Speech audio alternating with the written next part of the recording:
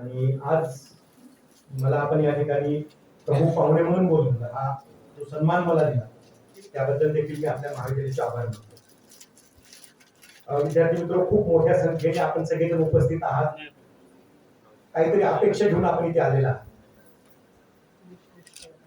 निश्चितच आपल्या सगळ्यांच्या मनामध्ये असेल की आज आपण या कार्यशाळेला जातोय तर आपण नेट सेट परीक्षेमध्ये पास व्हावं अशी अपेक्षा आपल्या सगळ्यांच्या मनामध्ये असेल असा एकंदरीत मी आशावाद मानतो. आमच्याकडे असं होत नाही. आमच्याकडे लेक्चर असेल त्यावेळेस आम्ही विद्यार्थ्यांना बळजबरीने पाठवतो आणि मग ते फक्त दोन बसलेले असतात, त्यांचं काही त्या लेक्चरशी घेणं देणं नसतं आणि 30-40 मिनिटाच्या पुढे त्यांचा काही स्टॅमिनाच नाहीये विद्यार्थ्यांचा. 30-40 मिनिटं झाले की त्यांचे हात पाय गटगट कापायला लागतात आणि मग त्यांना 5 मिनिटाचा ब्रेक द्यावा लागतो. व्हॉट्सअप ब्रेक, व्हॉट्सअप चेक करा म्हणजे थोडं स्टेबल होते. आता वनवटे सरांबरोबर चर्चा केली, ते म्हणाले की सर लेक्चरचं काही टायमिंग आम्ही नाही दिलं, तुम्हाला जेवढ्या वेळ घ्यायचं तेवढ्या वेळ घ्या. आता नेट सेटचा मला एवढा अनुभव आहे म्हणजे गेल्या वर्षी माझ्या डोळ्याचं ऑपरेशन नुकतंच झालं होतं आणि डॉक्टरने सांगितलं होतं काहीच करायचं नाही, वाचायचं पण नाही आणि फेसबुक पण बघायचं नाही, व्हॉट्सअप पण बघायचं नाही. मग मला महिनाभर काहीच करायचं नाही, मग मी काय करतो म्हणजे आठवा तुमचं मागचं आयुष्य आठवा आणि त्या आठवणीला उजाळा द्या. त्यावेळी 17-18 वर्षामध्ये नेट सेट सोडून माझ्या आयुष्यामध्ये मला काहीच पाहायला मिळालं नाही. मागचं वर्ष नेट सेट, त्याच्या आधी नेट सेट आणि नेट सेटचा एवढा अनुभव आलाय, इतक्या गोष्टी तुम्हाला सांगण्यासारख्या आहे. आणि मग त्यात वनबट्टे सरांनी ते वेळेचं काही टायमिंग दिलं नाही, तुम्हाला किती वेळ घ्यायचे तेवढ्या वेळ घ्या. आणि मग ते म्हणल्यानंतर मला एकदा पुण्याची कार्यशाळा आठवली. एकदा पुण्याच्या कार्यशाळेसाठी मला बोलवण्यात आलं होतं आणि कोल्हापूर टू पुणे 5 तासाचा कालावधी लागतो. त्यावेळेस तिथल्या सन्माननीय प्राचार्यांनी मला सांगितले की राशीनकर सकाळी 10:30 वाजता तुम्हाला पुण्याला लेक्चरला यायचंय. तर मी त्यांना सांगितलं की मॅडम काय हरकत नाही, मी पहाटे 5 वाजता निघतो कोल्हापूरहून, 10 वाजता पुण्याला पोहोचतो, 10:30 वाजता तुमच्या कॉलेजवरती येतो. आणि मग पहाटे 5 वाजता मी बस स्टँड वरती गेलो. 5 ची बस इंडियन टाइम प्रमाणे 6:30 ला निघाली. 10 ला पोहोचणारी बस 11:30 ला पोहोचली आणि पुण्याच्या ट्रॅफिक मधून त्या महाविद्यालयामध्ये पोहोचतात 1:45 वाजता. आणि 1:45 वाजता सन्माननीय प्राचार्य मॅडमच्या केबिन मध्ये गेलो. खूप चिडलेल्या होत्या, पण प्रमुख पाहुण्याला कसं दाखवणार आपण चिडलं. मी आतमध्ये गेलो आणि कोल्हापुरी भाषेत म्हणालो मॅडम सॉरी थोडासा लेट झाला, आमच्याकडे थोडासा शब्द वापरला, काही असू द्या. मॅडम म्हणला सर तुम्हाला वाटत नाही खूप उशीर झाला? ठीक आहे मॅडम, पण म्हणलं माझी त्यात काही चूक नव्हती. ठीक आहे बसा म्हणल्या, मी अध्यक्षांना बोलवते. आता अध्यक्षांना बोलवतात म्हणल्यानंतर मॅडम म्हणलं बघा अजून अध्यक्षच आले नाहीत. मग मी तर लवकर आलो. अहो म्हणले अध्यक्ष तुमची वाट बघून बघून निघून गेले. परत अध्यक्ष आले, 1:10 कमी असताना आम्ही त्या कार्यक्रमामध्ये गेलो. खूप विद्यार्थी आले होते आणि मग मी ते कार्यक्रमाची रूपरेषा बघितली. डॉक्टर गजानन राशीनकर लेक्चर 11 ते 1 आणि 1:10 कमी असताना आम्ही लेक्चर सुरू केलं म्हणजे ते पहिले 1-2 मिनिटं हात तुरे त्याच्यामध्ये संपलं. आता ते म्हणाले की आता प्राध्यापक राशीनकर आपल्याला मार्गदर्शन कर. मोठा प्रश्न माझ्यासमोर निर्माण झाला. 11 ते 1 लेक्चर, 1:05 ला कमी आहे, घ्यायचं किती वेळ? आणि मग मी अतिशय उत्कंठेने मॅडमकडे बघितलं, मॅडम तुमची काय अपेक्षा आहे, मी किती वेळ लेक्चर घ्यावं? आता पुणेरी पाठकांबद्दल मी ऐकलं होतं. मॅडमने पण मुश्किलपणाने माझ्याकडे बघितलं, राशीनकर तुम्हाला जेवढ्या वेळ लेक्चर घ्यायचे तेवढ्या वेळ घ्या, आमचे लोक 1:15 वाजता जेवायला जातात. आणि मग वनपट्टे सरांनी किती वेळ लेक्चर घ्यायचं म्हणल्यानंतर मला थोडासा प्रश्न पडला की आपण किती वेळ घ्यायचं. तर विद्यार्थी मित्र आपण आता इथे ऑलरेडी आलेलो, तर आपण एक काम करूया, म्हणजे ज्यावेळेस मी माझ्या आयुष्यातला वेळ कुठेही ज्यावेळेस देतो त्यावेळेस त्यात एक विशिष्ट शब्द आहे तुम्हाला पाहायला मिळेल, trend, WIIFF, what's in it for me. त्याच्यामध्ये मला घेण्यासारखं काय असेल तर बसायचं, नाही तर मग बसायचं नाही. तर आज तुम्हाला ह्या लेक्चर मधून घेण्यासारखं खूप आहे. म्हटलात तर, नाही म्हटलात तर काही नाही याच्यामध्ये घेण्यासारखं. आता तुम्ही किती वेळ बसणार आहेत? कराडचे विद्यार्थी आहेत मला माहिती. 1 तास 1.5 तास तरी आपण चर्चा करूया. हे तुमची मानसिकता असावी. नंतर बोट बोलत बसू नका माझ्या नावावर, बरोबर आहे? आणि खूप आनंदामध्ये बसूया. माझ्याकडे विद्यापीठाच्या प्लेसमेंट ऑफिसचा चार्ज दिलेला आहे. विद्यापीठाच्या विद्यार्थ्यांना नोकऱ्या लावाव्या असं सन्माननीय कुलगुरूंनी मला आदेश दिले. आणि त्यामुळे तुम्ही एक लेक्चर तुमचं घ्या, स्पेशलाइज लेक्चर. आता मी केमिस्ट्रीच आहे, केमिस्ट्री सोडून माझ्या आयुष्यात काहीच नाही. मग मी नंतर काय केलं, म्हटलं आता आपण कशावरती बोलायचं, तर ते म्हणजे कम्युनिकेशन वरती तुम्ही बोला. मी म्हटलं सर माझं इंग्लिश हिंदी हे इतकं विचित्र आहे की जर तुम्हाला कोणाला पोटात म्हणजे हसून हसून पोटात दुखायचं असेल तर मला इंग्लिश आणि हिंदी बोलायला लावा.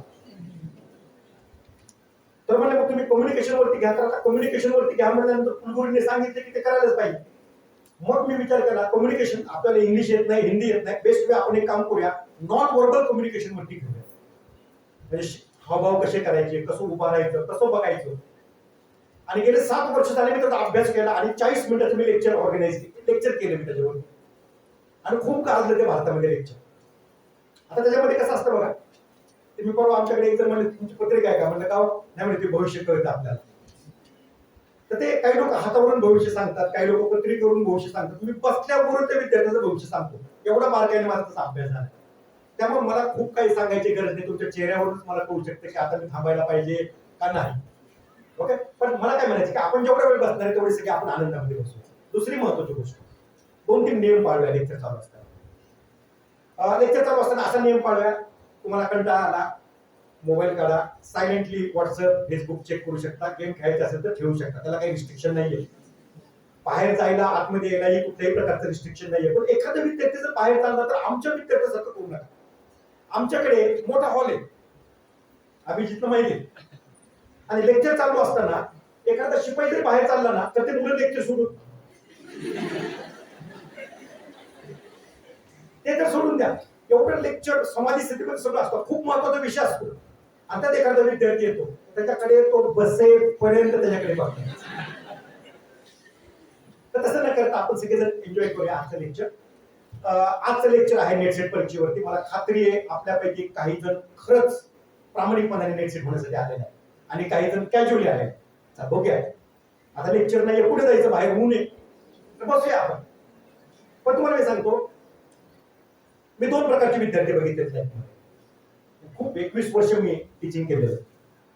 2 प्रकार. एक ग्रोथ माइंडसेट असलेले विद्यार्थी असतात, त्यांना सांगायची गरज नाही त्यांना त्यांच्या आयुष्यासाठी काय करायचं. धडपड करतील, दिशा ठरवतील आयुष्याची, प्रयत्न करतील, इथे नाही जमलं दुसरीकडे जातील, 4 लोकांना भेटतील. आज एक ज्युनियर महाविद्यालयातले एक शिक्षक आहेत, त्यांनी सेट परीक्षा दिली. आपल्याकडे असणारे विद्यार्थी देत नाही, त्यांनी ज्युनियर कॉलेजमध्ये शिकून दिली. तो ग्रोथ माइंडसेट झाला माझ्यासाठी खऱ्या अर्थाने.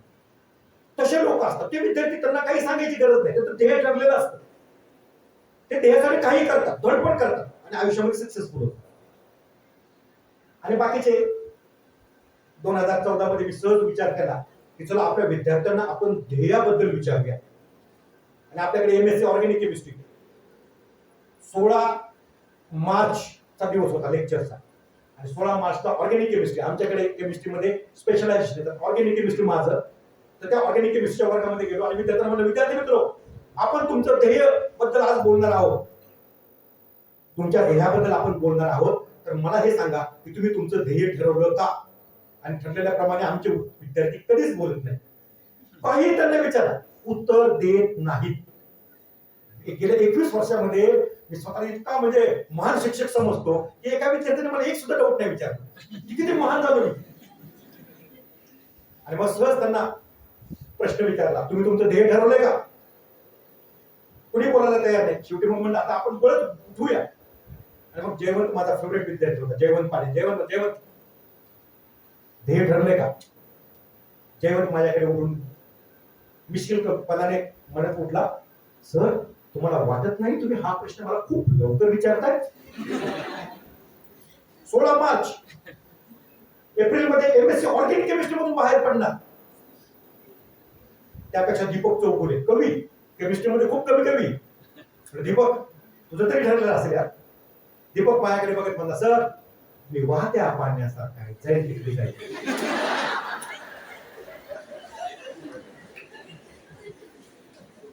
मला खात्री आपण सगळ्यांनी ध्येय ठरवलेलं असणार. आता मला मी खरं सांगू का, नोकरी रोज त्या नोकरीच्या याच्यामध्ये कुठे नोकऱ्या आहेत, पुढच्या काळात कुठल्या नोकऱ्या असणार आहेत. तुमच्यासाठी सगळ्यात सुवर्ण मार्ग करिअरचा कुठला असेल तर नेट सेट परीक्षेपासून. याच्यापेक्षा चांगला मार्ग असू शकत नाही तुम्हाला. मला परवा एकदम म्हणून काय शिक्षक तुम्ही सारखं म्हणजे स्वतःचं कौतुक करता. सर समजून घ्या, एक शिक्षक पंतप्रधानापेक्षा स्ट्रॉंग आहे. पंतप्रधानापेक्षा तो ताकदवर आहे. त्याला खूप राग आला, काय बोलताय मला, जोक करताय का? म्हणजे पंतप्रधान 30 मिनिटांमध्ये he can touch your heart, भाषण देऊन ते तुमच्या हृदयाला टच करू शकतात. Teacher can touch your life. अनेक विद्यार्थी बघितले आम्हाला जे गुरु होते शिकवणारे ते अशा प्रकारे शिकवायचे, काय केमिस्ट्री बोलायचे, अक्षर काढायचे. मला त्या दिवशी वर्गात वाटलं आपण झालं तर शिक्षकच व्हायचं. बघा म्हणजे काय प्रेरणा होती त्यांच्यामध्ये. So job of teacher is the very noble profession. आणि ही परीक्षा पास झाला तर तुम्ही उत्तीर्ण प्राध्यापक होऊ शकता. आताच एका विद्यार्थिनीला सन्माननीय प्राचार्य म्हणाले सेट पास झालाय आणि त्यांना लगेच ऑफर लेटर पण देऊन टाकले. त्यांनी या म्हणले तुम्हाला जून पासून. ह्या महाविद्यालयाची परंपरा आहे. त्यामुळे विद्यार्थी मित्र, या परीक्षेकडे परीक्षा म्हणून बघू नका. या परीक्षेकडे ध्येय म्हणून बघा, या परीक्षेकडे लाईफ म्हणून बघा. तर मला तुम्हाला एक विनंती करायची, आज आपण काय माहित नाही तुमच्या मनामध्ये काय चाललंय, द्यायची का नाही, पण आमच्या मनामध्ये होतं. एमएससीला असतानाच आम्ही ठरवलं होतं काही जरी झालं तर सेट पास होणार. आणि त्या अनुषंगाने आम्ही तयारी केली. ऍपरिंगला सेट पास झालो आणि मग ऑटोमॅटिकली प्राध्यापकाची नोकरी लागली. असं करत करत आमचं करिअर झालं. कदाचित आजच्या लेक्चरच्या माध्यमातून तुमचं हे करिअर होऊ शकतं. कोणबट्टे सरांनी मला सांगितले की पेपर 1 ची कार्यशाळा आहे. तुम्हाला मी सांगतो, कधी तुम्ही कोल्हापूरला या, 30 दिवसामध्ये कमीत कमी 15 दिवस रोज मला कोण ना कोणतरी पेढे द्यायला येतं. का तर मी सेट पास झालो, मी नेट पास झालो, तुमचं लेक्चर ऐकलं. लोक म्हणतात कसं काय सर एवढे लोक तुमच्याकडे कसे काय पास झाले. आता आपण म्हणायचं असतं, शेवटी कुणाला क्रेडिट घेऊ वाटत नाही. भाषणकर सरांच्या हाताखाली 2000 लोक पास झाले. मी कशाला नाही म्हणणार, मी कुठे कॅल्क्युलेट करून ठेवलं नाही कोण कोण पास झालं होतं. पण एवढे लोक कसे काय पास झाले. तुम्हाला आश्चर्य वाटेल विद्यार्थी मित्र, काश्मीरच्या विद्यार्थ्यांचा ग्रुप आहे नेट सेटचा अभ्यास करणारा, आणि ज्यांना मी कधीच आयुष्यामध्ये नाही बघितलं. आणि त्याचा डीपी माझा फोटो आहे. लोक खूप विचारतात सर एवढे लोक तुम्ही नेट सेट कसं काय पास केलं. आता मी कधी कुणाला सांगत नाही. लोक म्हणतात ना की तुमच्याकडचं जे काही म्हणजे एखादी गोष्ट ती सांगू नका सगळ्या लोकांना, का तर मग सगळेच आपल्यासारखे होते. तर एवढ्या लोकांना मी का नेट सेट पास करू शकलो, तर ते केवळ पेपर क्रमांक 1 मुळे. आणि पेपर क्रमांक 1 च्या संदर्भामध्ये एवढी मोठी कार्यशाळा ही महाराष्ट्रात नाही, भारतामध्ये केवळ एसजीएम महाविद्यालयानेच या ठिकाणी आयोजित केली. आणि तुम्हाला गॅरंटी देतो की कार्यशाळा जर तुम्ही सिरियसली बसता ह्या कार्यशाळेला, तर तुम्ही इच्छा असो किंवा नसो पास झालाच पाहिजे. कारण नेट सेटचा जो काय म्हणतो त्याला सिक्रेट फॉर्म्युला आहे तो पेपर क्रमांक 1 चा. तर आपण आता एक काम करूया. आता 11:15 वाजले, आपण वेळेचं थोडंसं डिस्ट्रीब्युशन करूया. पहिले 10-15 मिनिटं मी क्विकली सांगतो तुम्ही काय करायला पाहिजे. इन जनरल तुमच्या लाईफ मध्ये कसं अभ्यास करायला पाहिजे. 12 ते 12:30 आपण पेपर 1 चं महत्व काय ते बघूया, आणि 12:30 ते 1 थोडंसं प्रश्न उत्तराचं आपण काय करूया कार्यक्रम करूया, आणि 1 ते 1:15 आपण थोडंसं क्वेश्चन आन्सर्स करूया. आणि आयडिया सगळ्यांना क्लिअरली सगळेजण एकदम कम्फर्टेबली बसा. तुमचा मी मित्र आहे अशा प्रकारे तुम्ही बसा. आणि सुरुवात करूया आपण. आता सेट परीक्षा पास होणं म्हणजे केवळ अभ्यास करणं असं नाहीये. सेट परीक्षेची जर आपल्याला तयारी करायची असेल तर मी 5 गोष्टी तुम्हाला पटपट बोलून दाखवतो, कारण त्यासाठी हे सांगायला मी नाही आलो. सगळ्यात पहिलं महत्वाचं, जर तुम्हाला नेट सेट परीक्षेमध्ये उत्तीर्ण व्हायचं असेल तर तुम्हाला ठरवावं लागेल, येस मला सेट नेट पास व्हायचंय. मी तुम्हाला सांगू का एवढ्या लोकांना मी का पास करू शकलो. मी त्यांना एकच सांगितलं, हवा पाणी अन्न नंतर जर तुमच्या डोक्यात काय आलं असलं पाहिजे तर ते म्हणजे नेट सेट. असा ध्यास घ्यायला पाहिजे. Net set. तुम्हाला जर ध्यास घेतलेले लोक बघायचे असतील तर एकदा माझ्या केबिन मध्ये या. फक्त नेट सेट, बाकी काहीच नाही. थोडे दिवस 2-3 महिने एवढं आपल्याला करायचं. दुसरी महत्वाची गोष्ट, नेट सेटचा अभ्यास करत असताना विद्यार्थी मित्र मला तुम्हाला हे सांगायची गरज नाही, वातावरणाशिवाय आपण काहीच प्राप्त करू शकत नाही. वातावरणाशिवाय आपण लाईफ मध्ये काहीच करू शकत नाही. एक साधी गोष्ट सांगतो, एक शेतकरी बी घेऊन निघालेला असतो शेतामध्ये पेरायला, आणि रस्त्यात जात असताना खडकाळ प्रदेशामध्ये दगडाचा रस्ता असतो, आणि त्याला ठेच लागते, तो खाली पडतो, आणि त्याच्या हातामधले जे बी आहे ते बीची जी पिशवी आहे ती खाली पडते, बी सगळं सांडतं.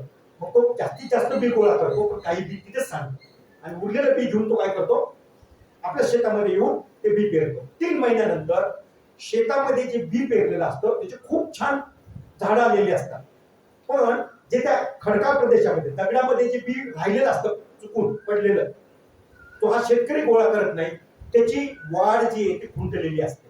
आता मला तुम्ही ह्या प्रश्नाचं उत्तर द्या, हिस्टोरिकल असेल तर तुम्हाला ह्या टोटल प्रक्रियेमध्ये त्या बीची काही चूक आहे का? ते दगडातलं बी छोटं का राहिलं आणि सुपीक जमिनीमध्ये जे पेरलं ते मोठं का झालं? वातावरण, बरोबर आहे, त्याला वातावरण मिळालं. बी तर तेच आहे. त्यामुळे एक गोष्ट लक्षात घ्यायला पाहिजे, लाईफ मध्ये आपल्याला वातावरणाशिवाय काहीही चांगलं प्राप्त करता येत नाही. आताचं वातावरण काय आहे?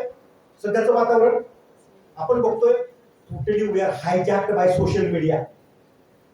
इतकं आपण त्या म्हणजे सोशल मीडियावरती कनेक्टेड झालेलो आहे की प्रत्येक 10-15 मिनिटानंतर आपण मोबाईल काढतो. विचार करा, मोबाईल जर आपल्याकडून हिसकावून घेतला तर आपण जगू शकतो का? थोडंसं आपल्याला काय करावं लागेल, त्याच्यापासून बाजूला जावं लागेल, वातावरण तयार करावं लागेल. केमिस्ट्रीच्या विद्यार्थ्यांना तुम्ही विचारा, H+Cl, HCl, H+S, H2S आणि H+O वॉटर, म्हणजे हायड्रोजन तेच आहे. पण ज्यावेळेस क्लोरीन बरोबर कंबाईन होतो त्यावेळेस ऍसिड तयार होतो, आणि तेच हायड्रोजन ज्यावेळेस ऑक्सिजन बरोबर कंबाईन होतो त्यावेळेस लाईफ तयार होतो. पाणी म्हणजे लाईफ आहे. सो वातावरण आपल्याला सगळ्यात पहिलं तयार करायला पाहिजे. बी इन एन्व्हायरमेंट, अशा वातावरणामध्ये ना जिथे तुम्हाला लोक मोटिवेट करतायत नेट सीटसाठी. चर्चा कुठे असली पाहिजे, मागे काय प्रश्न पडला, आता काय प्रश्न पडला. मी बघितले विद्यार्थी खूप मोटिवेटेड, डोक्यामध्ये एकच आहे फक्त केमिस्ट्री केमिस्ट्री केमिस्ट्री, याच्यापेक्षा बाहेर काही विचार नाही. सो तुम्हाला काय करावं लागेल, वातावरण तयार करावं लागेल प्रत्येक सगळ्यांना. दुसरी महत्वाची गोष्ट, नेट सेट पाचवीचा असेल तर केवळ राशन करवरती अवलंबून राहून उपयोग होणार नाही. तुम्हाला काय करावं लागेल, 4 ते 5 मेंटॉर्स लागतील, मार्गदर्शक लागतील. 4-5 लोक मार्गदर्शक म्हणून तुम्ही पहा. आता नुकतेच पास झालेले हे सर्व प्राध्यापक किंवा विद्यार्थी यांच्याकडे जावा, यांना विचारा की तुम्ही अभ्यास कसा केला होता. मी 2000 मध्ये पास झालो, शेवटच्या 2006 मध्ये मी परीक्षा पास झालो. ह्या लोकांनी नुकतीच परीक्षा दिलेली आहे, यांना विचारा, भेटा जाऊन. आजकाल भेटतच नाही का? अहो, त्या श्रीनगरला लेक्चर द्यायला मला वेळ नाहीये, आणि आमचा विद्यार्थी वर बसलेला MSc पार्ट 2 चा एकदा पण माझ्याकडे आला नाही, राशीनकर सर नेट सीटची तयारी करतो, काय करू, मला जरा पर्सनल मार्गदर्शन करा, किंवा मला थोडंसं कुठले पुस्तक वाचू ते सांगा. आता तो कॉन्टॅक्टच नाही आपला केलेला. सो मार्गदर्शक लागतील तुम्हाला. 5 मार्गदर्शक असू द्या, एक मला नेमा फुकट,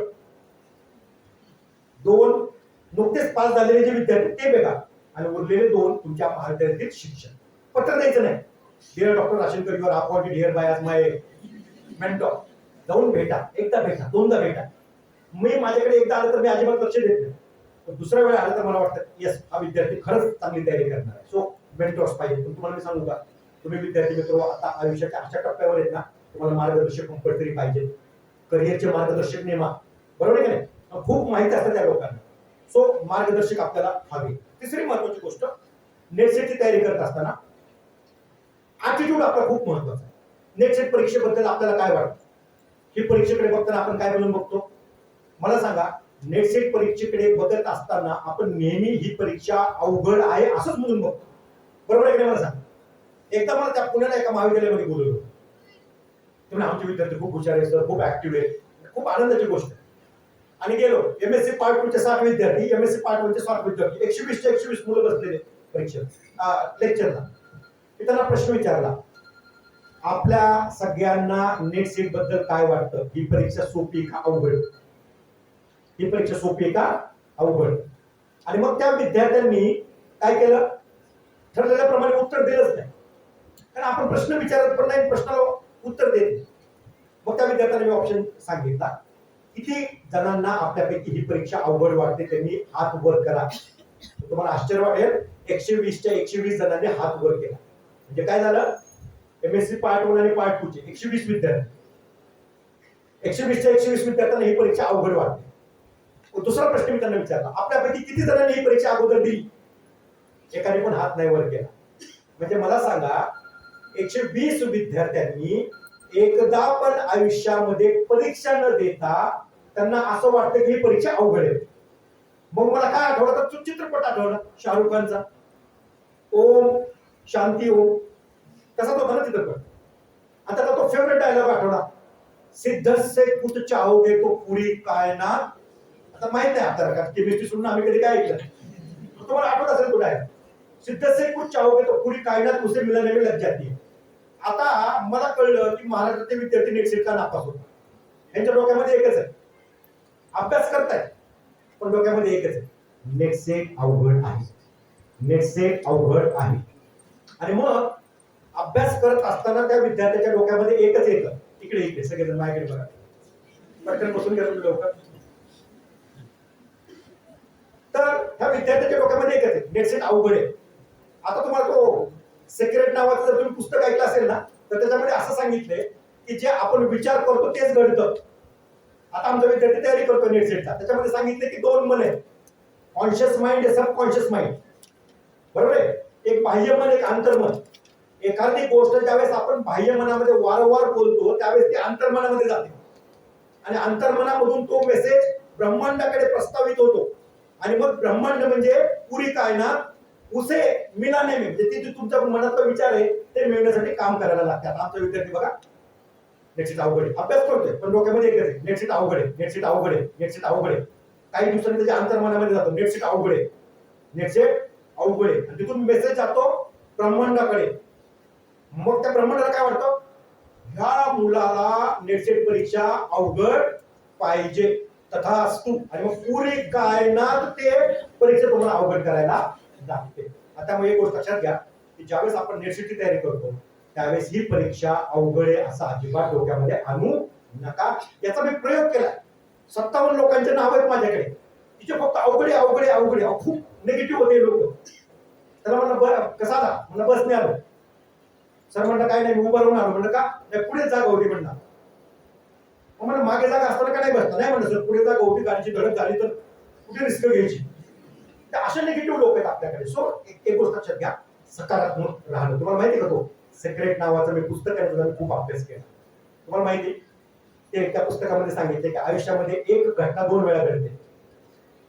पहिला आपल्या मनामध्ये घडते आणि मग ती ऍक्च्युअली होते. म्हणजे हा पंकजाने शोध लावला तरी डोक्यामध्ये काहीतरी केलं असेल ना, तर तसं त्याच्यामध्ये काय सांगितलं, तुम्हाला जे व्हायचंय ना, नेट सेटच नाही, कलेक्टर व्हायचं असेल ना, ते विचार करायला सुरुवात करा. आपल्याकडे 70% लोक आपण मागच्या म्हणजे काय म्हणतात पास्ट टेन्स मध्ये जगत असतो. असं झालं, आमच्याकडे असं घडलं, परिस्थितीच नव्हती, एखादा इन्सिडेंट घेऊन मनामध्ये आपण बसलेलो असतो. 20% प्रेझेंट मध्ये लोक जगतात आणि 10% लोक भविष्याचा विचार करत असतात. आणि तेवढेच लीडर आहेत ना आपल्याकडे 10%. सो नेट सेट पास होत असेल तर सगळं डोक्यात पहिलं काढा, नेट सेट जगातली सगळ्यात सोपी परीक्षा. आणि मी पास झालो, त्याचा ते सेक्रेट पुस्तकातलं एक वाक्यच आहे, पास फ्युचर पास्ट मध्ये म्हणायचं. मी झालो, मी होतोय म्हणलं तर ते त्या स्टेटस मध्ये राहतं व्हॉट्सअपच्या, होतोय 22 होतोय 23 होतोय. सो हा ऍटिट्यूड आपल्यामध्ये असला पाहिजे. सो ह्या काही महत्वाच्या गोष्टी. आता सगळ्यात शेवटचा भाग जो तुम्हाला म्हटलं 15 मिनिटांमध्ये इंजिन, नेट सेट मध्ये बेसिक प्रॉब्लेम कुठे तुम्हाला सांग. नेट सेट मध्ये बेसिक प्रॉब्लेम कुठे आहे तर आपल्या अभ्यास करण्याच्या पद्धतीमध्ये.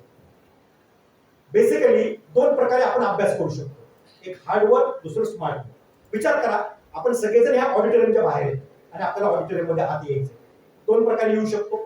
एक त्या ऑडिटोरियमला कुलूप लावलं, 2 प्रकारे आत येऊ शकतो. एक भिंती तोडायच्या आत यायचं. किती वेळ लागेल मला सांगा, आणि सक्सेस होईल का आपण नाही सांगू शकत. भिंती बघा, तुम्ही प्रयत्न करू नका, नाही जमणार आपल्याला ते. आणि दुसरं स्मार्ट वे, कुलूप आहे त्याला चावी आहे, खूप कमी शक्तीने ते कुलूप पकडायचं आतमध्ये यायचं. सो नेट सेटचा आपण अभ्यास करण्याच्या 2 पद्धती, एक स्मार्ट वर्क, दुसरं हार्ड वर्क. 99% भारतातले लोक हार्ड वर्क करतात आणि 1% स्मार्ट वर्क करतात. सो आपल्याला स्मार्ट वर्क करायचे. आणि स्मार्ट वर्क म्हणजे काय ते मी तुम्हाला आता बेसिकली सांगणार. सो पडतंय कसं घेणार, मी सांगितलं पडतंय. बघा मी काय बोललो, कुठली रिव्हिजन करूया. शेवटचे बेंचेस जागे व्हा, झोपलेले नाही सगळेजण. पण हा, पहिलं वातावरण पाहिजे, right. It is most important in your life. वातावरण कुठे पण चांगलं पाहिजे, सकारात्मक वातावरणामध्ये राहायला शिका. नंबर 2, मेंटॉर्स पाहिजेत आपल्याला, मार्गदर्शक पाहिजेत. नंबर 3, ऍटिट्यूड, सकारात्मक. काही पण करायचं की नाही, चांगलं करायचं, तुम्ही करणारच, तो ऍटिट्यूड ठेवायचा आपल्याला, राईट. म्हणजे लाईफ मध्ये पण एक गोष्ट पडते बघा, मी नेहमी तुम्हाला सांगतो, मी माझ्या विद्यार्थ्यांना पण सांगितलं, जे करायचंय ना ते पॅशनने करायचं, नाही तर करायचं नाही. आता लेक्चरला बसलोय की नाही, पॅशननेच लेक्चर द्यायचं, तुम्ही पण पॅशननेच ऐकायचं. उगाच काहीतरी म्हणजे बोर करून लोकांना हे करून नाही करायचं. तुम्ही पण बसताय ना, कुठली पण लाईफ प्रॅक्टिकल करता पॅशनने करायची. काही लोकांचं असतं ना, म्हणजे अर्ध महिन्यासारखं ते विद्यार्थी प्रॅक्टिकल करत होता, टायट्रेशन, हात नटनट कापत होते आणि म्हणलं असं नाही, काहीतरी एनर्जी पाहिजे त्याच्यामध्ये. सो सगळ्यात महत्वाची गोष्ट काय, आपल्याला ऍटिट्यूड खूप महत्वाचा आहे आणि सगळ्यात शेवटचं स्मार्ट वर्कने आपल्याला अभ्यास करायचा आहे. तुम्हाला माहिती का, जगातल्या सगळ्या कॉम्पिटेटिव्ह परीक्षा आहेत ना, याचं स्मार्ट पद्धतीने जर अभ्यास केला गेला तर खूप लवकर आपण पास होतो. नाहीतर आपण बघा ना, एमपीएससी आणि नेट सेट काही काही लोक 10 वर्ष करतात, 12 वर्ष करतायत, आणि काही लोक एमबीबीएस असताना सुद्धा युपीएससी पास झाले. स्मार्ट वर्क, आणि ते तुम्हाला मी बेसिकली सांगणार. सो पटलं का सगळ्यांना? Is it right? सगळ्यांना पडतंय का नाही? ह्याला काही गरज नव्हती सर, ह्यासाठी तुम्ही आला का इथं आमचा टाइमपास करायला लागला, असं तर नाही. काही लोकांना खूप संशयास्पद मान हलवता तुम्ही, हा आणि नाही असं तुमचा अर्थ होतो. Last bench series clear? पटतं सगळ्यांना? येस. आता आपण पुढे जाऊया. तर बघूया सेट नेट परीक्षा काय आहे. आज आपण जे बघणार आहे तर ती सेट परीक्षेबद्दल बघणार आहे. ओके, सेट परीक्षेबद्दल बघणार आहे. तर सेट परीक्षा काय, लिहू नका तुम्ही याच्यामध्ये काही, मी तुम्हाला जे सांगतो त्याप्रमाणे फक्त बघा. आता तुमची इन्व्हॉल्वमेंट असणार आहे, तुम्ही सगळ्यांनी उत्तर द्यायचं, राईट? ज्यांना इच्छा त्यांनी तुम्ही बसून उत्तर द्यायचं. ही कार्यशाळा आहे, इथे काय तुम्ही भाषण ऐकायला वगैरे आलं नाही, बरोबर आहे? सो आता आपला पुढचा पाठ सुरू झाला. पुढची स्लाइड घ्या. हे काही स्लाइडचे वातावरण आजकाल पीपीटी मध्ये सगळ्या गोष्टी कराव्या लागतात. पुढचं घ्या. ते तुम्हाला सांगितलेलं लॉ ऑफ अट्रॅक्शन वगैरे या गोष्टी. Smart work.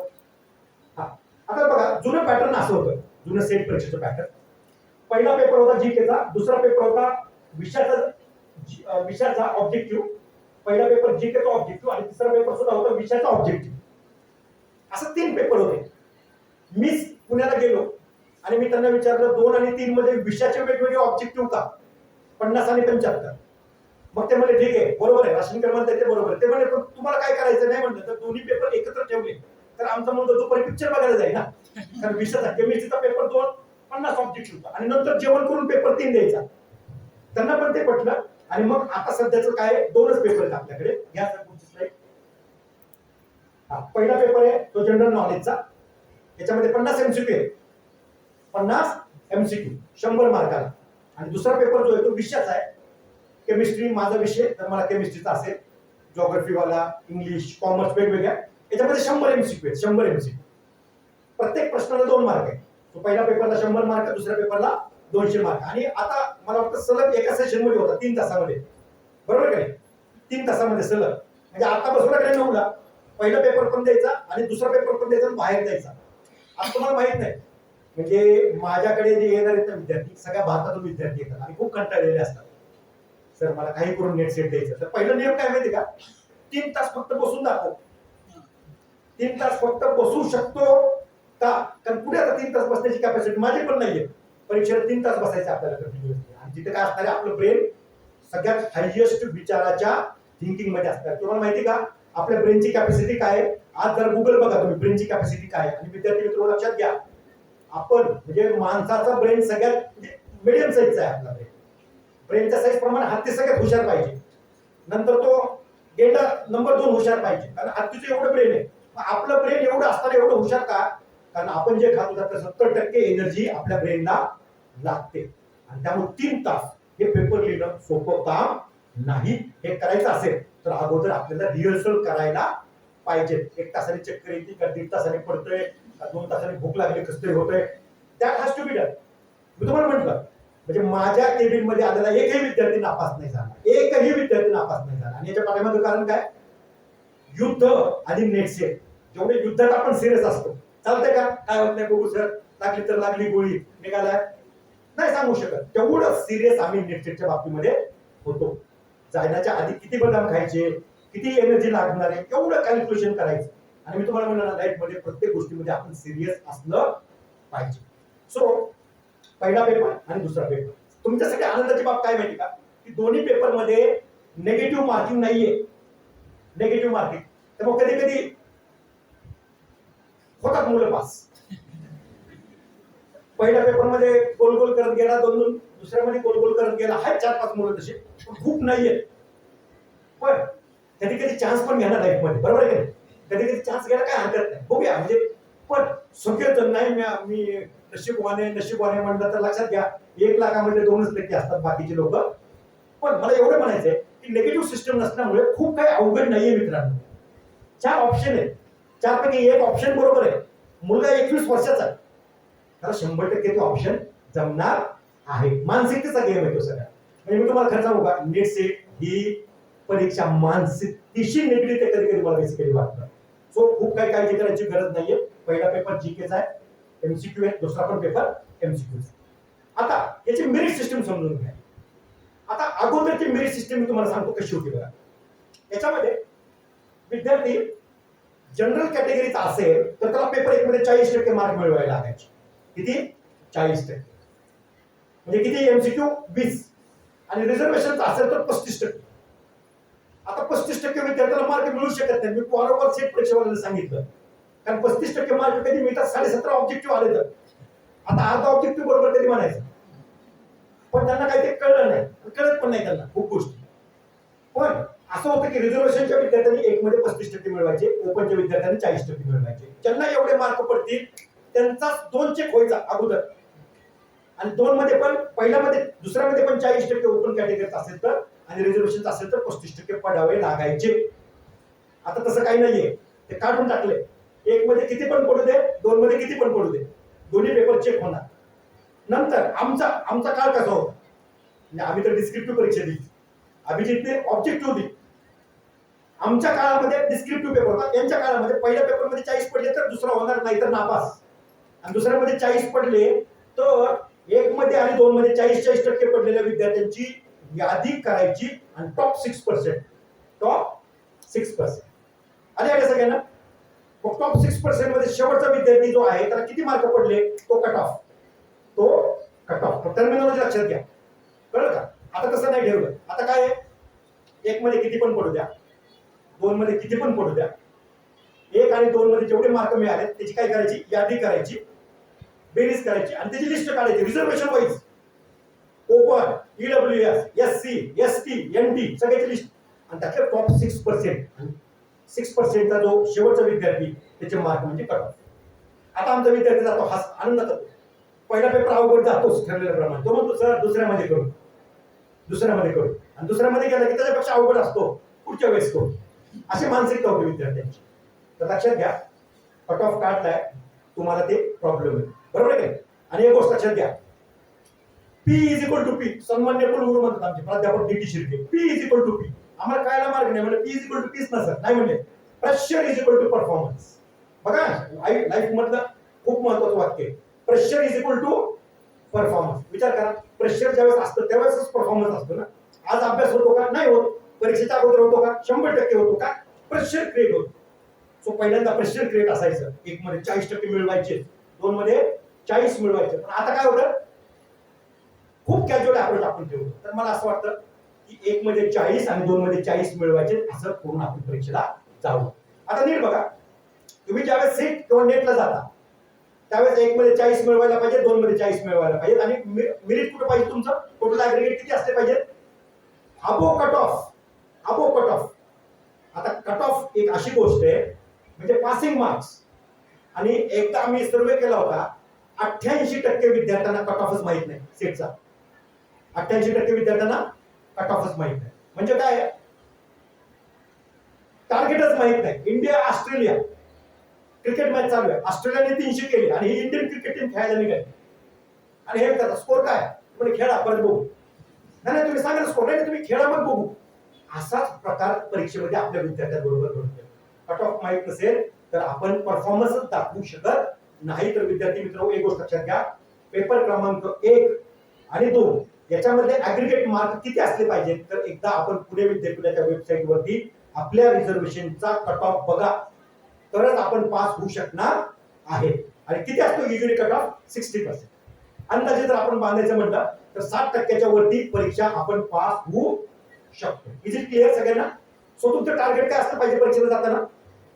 कट ऑफ किती पर्सेंट आपल्या रिझर्वेशनचा आपण बघायचं आहे. पण इन जनरल किती असतो कट ऑफ? 60%. आले आहे सगळ्यांना? हा, क्लिअर आहे सगळ्यांना? सो पेपर 1 मध्ये 40, 2 मध्ये कमीत कमी 40 मिळूया, आणि टोटल किती झाले पाहिजे? 60% आपले झाले पाहिजे. आता बघा तुम्हाला सांगतो, 1 मध्ये 40, 2 मध्ये 40 आणि कट ऑफ 60%. आता आमचा अभिजित परीक्षेला जाताना तो वेगळ्या प्रकारे, अगोदर तो जाताना खूप आनंद चालला होता, पेपर 1, 2. आता त्याला माहिती झालं 1 मध्ये 40, 2 मध्ये 40, चेहऱ्यावरचे हावभाव बदलले. आता सिरियस चाललाय परीक्षा का? 1 मध्ये 40 2 मध्ये 40 आणि ऍग्रिगेट 60. लाईव्ह मॅच सुरू झाली त्याची क्लासमध्ये. बघा मी सांग, माझा विद्यार्थी असल्यामुळे मला शिक्षकाचा एक ऍडव्हान्टेज आहे, तो कुणालाही अवधूत बोलू शकतो. सगळ्यात महत्वाची गोष्ट तो चाललेला आहे, तो क्लासमध्ये गेलेला आहे. क्लासमध्ये पहिला पेपर त्याच्याकडे आलेला आहे. पहिला पेपर मला पहिला प्रश्न त्याला सोपा केलेला आहे, 2 मार्क पडले लाईव्ह. दुसरा प्रश्न अवघड आहे, अगदी तो जमत नाहीये, तो टेन्शन मध्ये आलेला दिसतोय. तिसरा प्रश्नही नाही जमला, चौथा पाचवा जमला. तो कॅल्क्युलेशन. आता अभिजितचा स्कोर झालेला आहे 10. त्याला टार्गेट साठी मिळण्यासाठी किती मार्क पाहिजे? 40. थोड्या वेळानंतर तुम्ही त्याची बॉडी लँग्वेज बघितली ना, टेन्शन मध्ये बघायला दिसेल. तुम्ही बघता तुम्ही आठवतो काहीतरी आठवतोय आणि नाही जमलं ना तर कुठे भिंतीवर एकदा तरी मारून घेतोय, काय जमत नाही मला. बॉडी लँग्वेज मध्ये फरक पडतो. प्रेशर क्रिएट झालंय. एक मध्ये किती? 40 मिळवणारच तेवढा. ऍग्रीगेट किती? 60.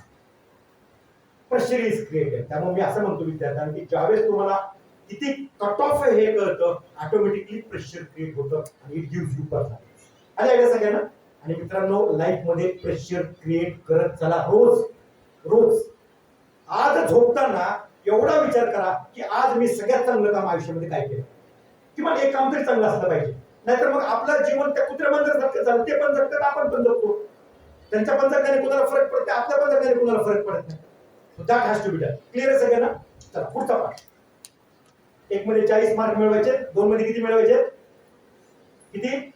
40. आणि ऍग्रीगेट किती असले पाहिजे? 60. आता स्ट्रॅटेजी ठरवणार. स्ट्रॅटेजी ठरवलं लागेल ना. 1 मध्ये किती मिळवायचे, 2 मध्ये किती मिळवायचे. सो स्ट्रॅटेजी ठरवायची. आणि स्ट्रॅटेजी ठरवत असताना आता बस एवढी ठरवली. तुम्ही मला सांगायचं की तुम्ही काय स्ट्रॅटेजी आखता. आता बघा, आता थोडंसं तुम्ही सगळ्यांनी काम करायचंय. झोपल्यानंतर जागे व्हा. कोणी झोपलं नाही, एखादा तंद्रीत असेल तर जागा होईल. 1 मध्ये 40, 2 मध्ये 40, ऍग्रीगेट 60 मिळवायचे. आता विचार करा की तुम्ही परीक्षेला चालला, तुम्हाला स्ट्रॅटेजी ठरवायची. 1 मध्ये 40 आणि 2 मध्ये 40 मिळवले तर 60% होतील का? नाही होणार. काय करावं लागेल? 1 मध्ये काहीतरी विशिष्ट मार्क, 2 मध्ये काही विशिष्ट मार्क. उदाहरणार्थ मी चाललोय, मला डोकेदुखी नाही करायची. 1 मध्ये 60, 2 मध्ये 60. बघा 40% पण वर मार्क मिळाले आणि ऍग्रीगेट 60% मिळाले. तुम्ही स्वतःहून स्ट्रॅटेजी ठरवायची. तुम्ही परीक्षेला जात असताना तर तुम्ही 1 मध्ये किती मिळवताल आणि 2 मध्ये किती मिळवताल. तुम्हाला 1 मिनिटाचा मी वेळ देतो सगळ्यांना. कळलं सगळ्यांना? काय तुम्हाला ठरवायचंय? स्ट्रॅटेजी ठरवायची परीक्षेची. की मी परीक्षेला जात असताना 1 मध्ये मी किती मिळवेल, 2 मध्ये मी किती मिळवेल. बरोबर आहे? उदाहरणार्थ मी तुम्हाला सांगितलं 1-2 मध्ये 40-40 मार्क पाहिजे, पण ऍग्रीगेट 60 व्हायला फक्त 40-40 मिळून चालत नाही. एक जीकेच्या पेपरमध्ये किती आणि विषयाच्या पेपरमध्ये किती असते. तर तुम्ही सगळ्यांनी तुमच्या याच्यामध्ये कॅल्क्युलेशन करा. 1 मिनिटाचा मी तुम्हाला वेळ देतो. काही लोकांचं म्हणणे आम्ही इतक्या लवकर देणार नाही तर का करू. तर तसं डोक्यात ठरवूच नका. बसतोय तर आपण सगळ्यांनी स्ट्रॅटेजी ठरवायची. बरोबर आहे का? काही लोक आता उठले, कसली स्ट्रॅटेजी काय बोलताय सर? कळलं का सगळ्यांना स्ट्रॅटेजी? येस. तर तुम्हाला काही लोकांनी सांगा पेपर 1 मध्ये तुम्ही काय करता आणि पेपर 2 मध्ये काय करता. आता फक्त लक्षात घ्या, विचार करायचा तुम्हाला डोक्यामध्ये. विचार करायचा. युजली काय असतं, प्रश्न विचारला ना तुम्हाला मी सांगतो आपली मानसिकता कशी असते.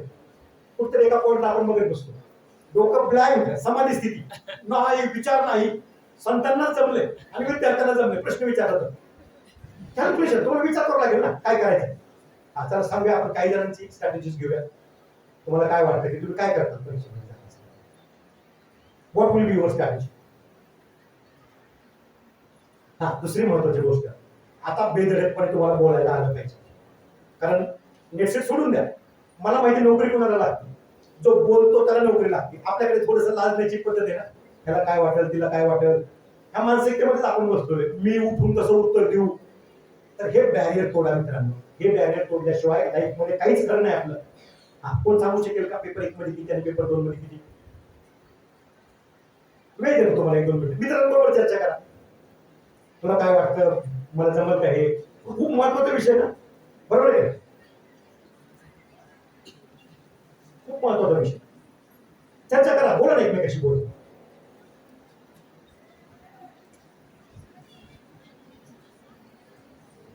दुसऱ्या विषयावरतीच नाही, ह्या विषयावरतीच बोलायचं. आता काही लोकांना काहीच कळलं नाही अजून काय चाललंय, म्हणजे काय बोलताय सर, कशाबद्दल बोलायचं ते पण माहिती नाही. काही लोकांना कळलं बर, जमतंय ठरवायला? जमतंय का ठरवायला? शेवटचे बेंचेस जमतंय का तुम्हाला ठरवायला? जमतंय? सांगू शकता तुम्ही? बर, आता थांबा. मी तुमची कोंडी करत नाही. मी कशाला बोलू, आणि मी बोललो तर आता चुकीचं असेल तर काय? मी एका कागदावरती घेऊन आणले. मी तुम्हाला सांगू का एक्सपर्ट स्ट्रॅटेजी सांगू का?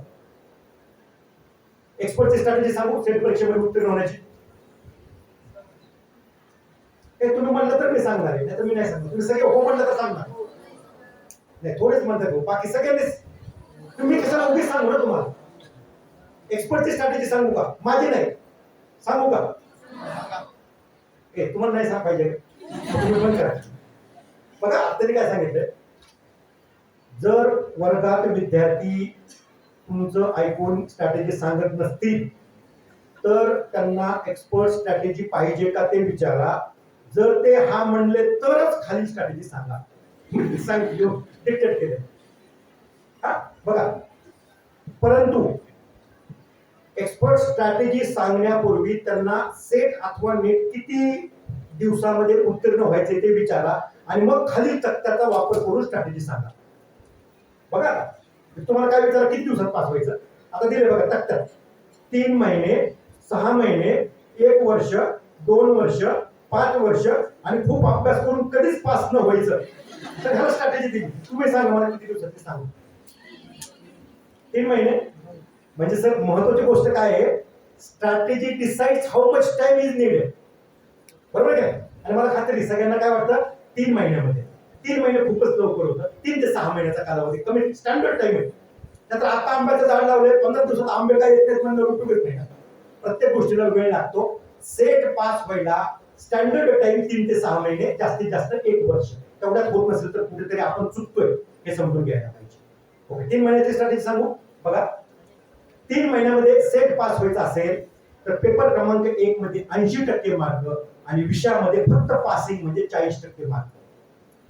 80 प्लस 40 इज इक्वल टू 120 म्हणजे 60% झालं. कळलं का सगळ्यांना? शेवटचे विद्यार्थी लास्ट बेंचेस 80 प्लस 40, बरोबर आहे का नाही? आणि कधीच खूप वर्ष अभ्यास करून कधीच जर पास व्हायचं नसेल तर 1 मध्ये 40, 2 मध्ये 80.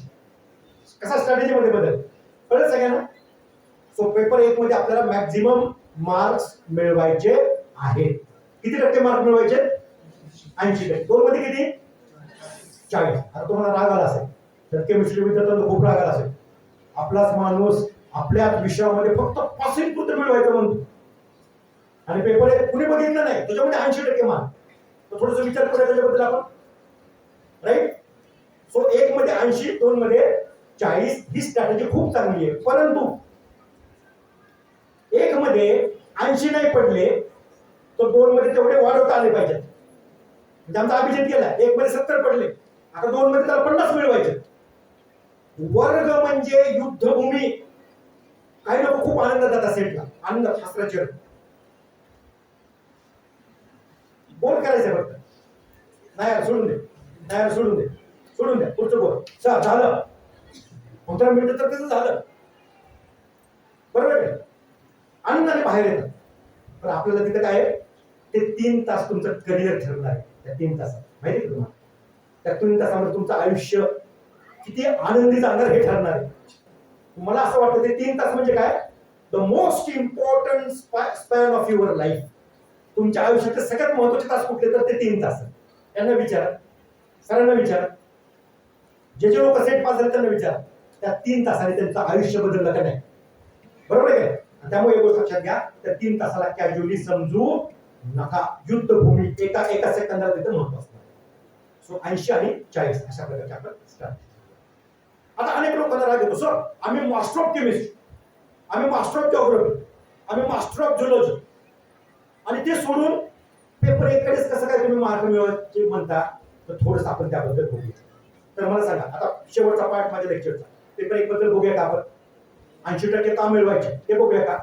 ऍट द सेम टाइम विषयामध्ये कमी मार्क का मिळवायचे म्हणत नाही, कमी का पडतात त्याच्याबद्दल पण आपण विचार करूया. सो आर यू रेडी सगळे विद्यार्थी? पेपर 1 बद्दल बघूया. पेपर 1 कशावरचा आहे? जीके. पेपर 1 कशावरचा आहे? General knowledge. ह्या पेपर 1 मध्ये किती प्रश्न असतात? 50. किती? 50. जीके म्हणजे एमपीएससी यूपीएससी नाही, आपलं जीके खूप वेगळे आहे. तर पेपर 1 चा सिलेबस मी तुम्हाला जस्ट दाखवतो. तर पुढची स्लाइड घ्या. पुढची स्लाइड. नेक्स्ट. पुढची स्लाइड घेऊया. पुढची स्लाइड. हा, आता बघा नेक्स्ट स्लाइड घ्या. हे 10 टॉपिक आहेत पेपर 1 चे. जर लाल लाल वाचा, तुम्हाला दिसत असेल तर. पहिले teaching aptitude, research aptitude, comprehension, communication, mathematical reasoning, logical reasoning, data interpretation, information and communication technology, people and environment, higher education. याला आपण जीके म्हणतो. सगळेच लोक याला जीके म्हणतात. जीके कुठेच नाही याच्यामध्ये. एमपीसी यूपीसीचे जीके वेगळे, हे वेगळं. कळलं का सगळ्यांना? किती युनिट आहेत विद्यार्थी मित्र? 10. प्रत्येकावरती 5 प्रश्न. किती प्रश्न झाले? 50. Is it clear? कळतं? आता आपण इन जनरल ग्लोबल प्रकारे टेंटेटिव्हली वरची स्लाइड घ्या. याला डिवाइड करायचं म्हटलं तर अशा प्रकारे आपण डिवाइड करू शकतो. Tentative. Mental ability 10, mental ability 10, mathematics 10. हे मी डिवाइड केलं, असं काही टेंटेटिव्ह म्हणतात. एज्युकेशन 20, टेबल 5 आणि कॉम्प्रिहेन्शन म्हणजे पॅराग्राफ दिला जातो त्याच्यावरती 5 प्रश्न. आले का सगळ्यांना? 550 प्रश्न असतात. आणि पुढची स्लाइड घ्या. हा सिलेबस क्लिअर आहे सगळ्यांना? सिलेबस बघितला? नवीन वाटतो का नाही सिलेबस? खूप नवीन आहे. सगळंच नवीन आहे. सगळंच नवीन आहे. काय बघितलं यातलं काहीच नाही. आणि केमिस्ट्रीचा काढला तर केमिस्ट्रीच्या विद्यार्थ्यांच्या डोळ्यात पाणी येईन आनंदाने. बापरे, हा सिलेबस किती सोपा आहे. तरी देखील आपण काय करतोय? पेपर 1 कडे आपण जास्तीत जास्त मार्क्स मिळवायचे म्हणतो. कळतं सगळ्यांना? सो आता आपण बघणार आहे की पेपर 1 का महत्वाचा आहे आणि पेपर 1 मध्ये जास्त मार्क्स का मिळवायचे. हे सगळं नवीन आहे. तरी पण पेपर 1 मध्ये जास्त मार्क्स कसे मिळवायचे आणि विषय सगळं झालेले तरी पण कमी मार्क कसे काय पडतात, मिळवायचे म्हणजे तरी मिळत नाही. याच्याबद्दल आपण बघणार. सो आता मला काय करायचंय? पेपर 1 बद्दल तुम्हाला मार्गदर्शन करायचं. करू का? करू? बोलूया. क्लिअर म्हणजे तुमचं खूप संशयास्पद आहे असे मानणार हा का नाही? करूया. 2 प्रकारे माझ्याकडे 2 प्रकारे बोलू शकतो. ऍज अ टीचर बघा. एक कॅज्युअल अप्रोच. विद्यार्थी मित्र, पेपर क्रमांक 1 खूप महत्वाचा आहे. नेक्स्ट सेटला जात असताना तर पेपर क्रमांक 1 ला सिरियसली घ्या. काही पुस्तकांचे नाव देतो ते लिहून घ्या आणि रोज खूप चांगला अभ्यास करा. खूप प्रश्नपत्रिका सोडवा, सराव करा, निश्चितच पास होता. संपलं. कॅज्युअल. दुसरं क्रिटिकली. प्रत्येकाला सांगतो की तुम्ही कुठे आहे आणि काय करायला पाहिजे. तुम्ही मला सांगा कसं करू, मार्गदर्शन कसं करू? कॅज्युअल का क्रिटिकल? सर्वात झाला आता भूक लागली सोडा.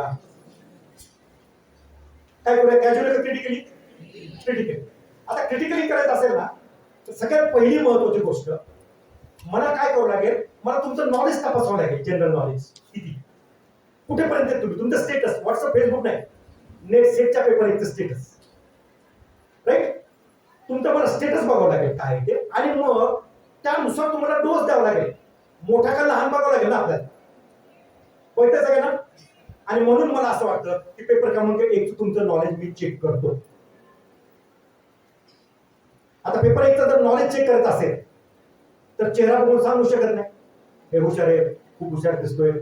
नाही. काय करावं लागेल? मला तुम्हाला प्रश्न विचारला तर मी तुम्हाला प्रश्न विचारू का?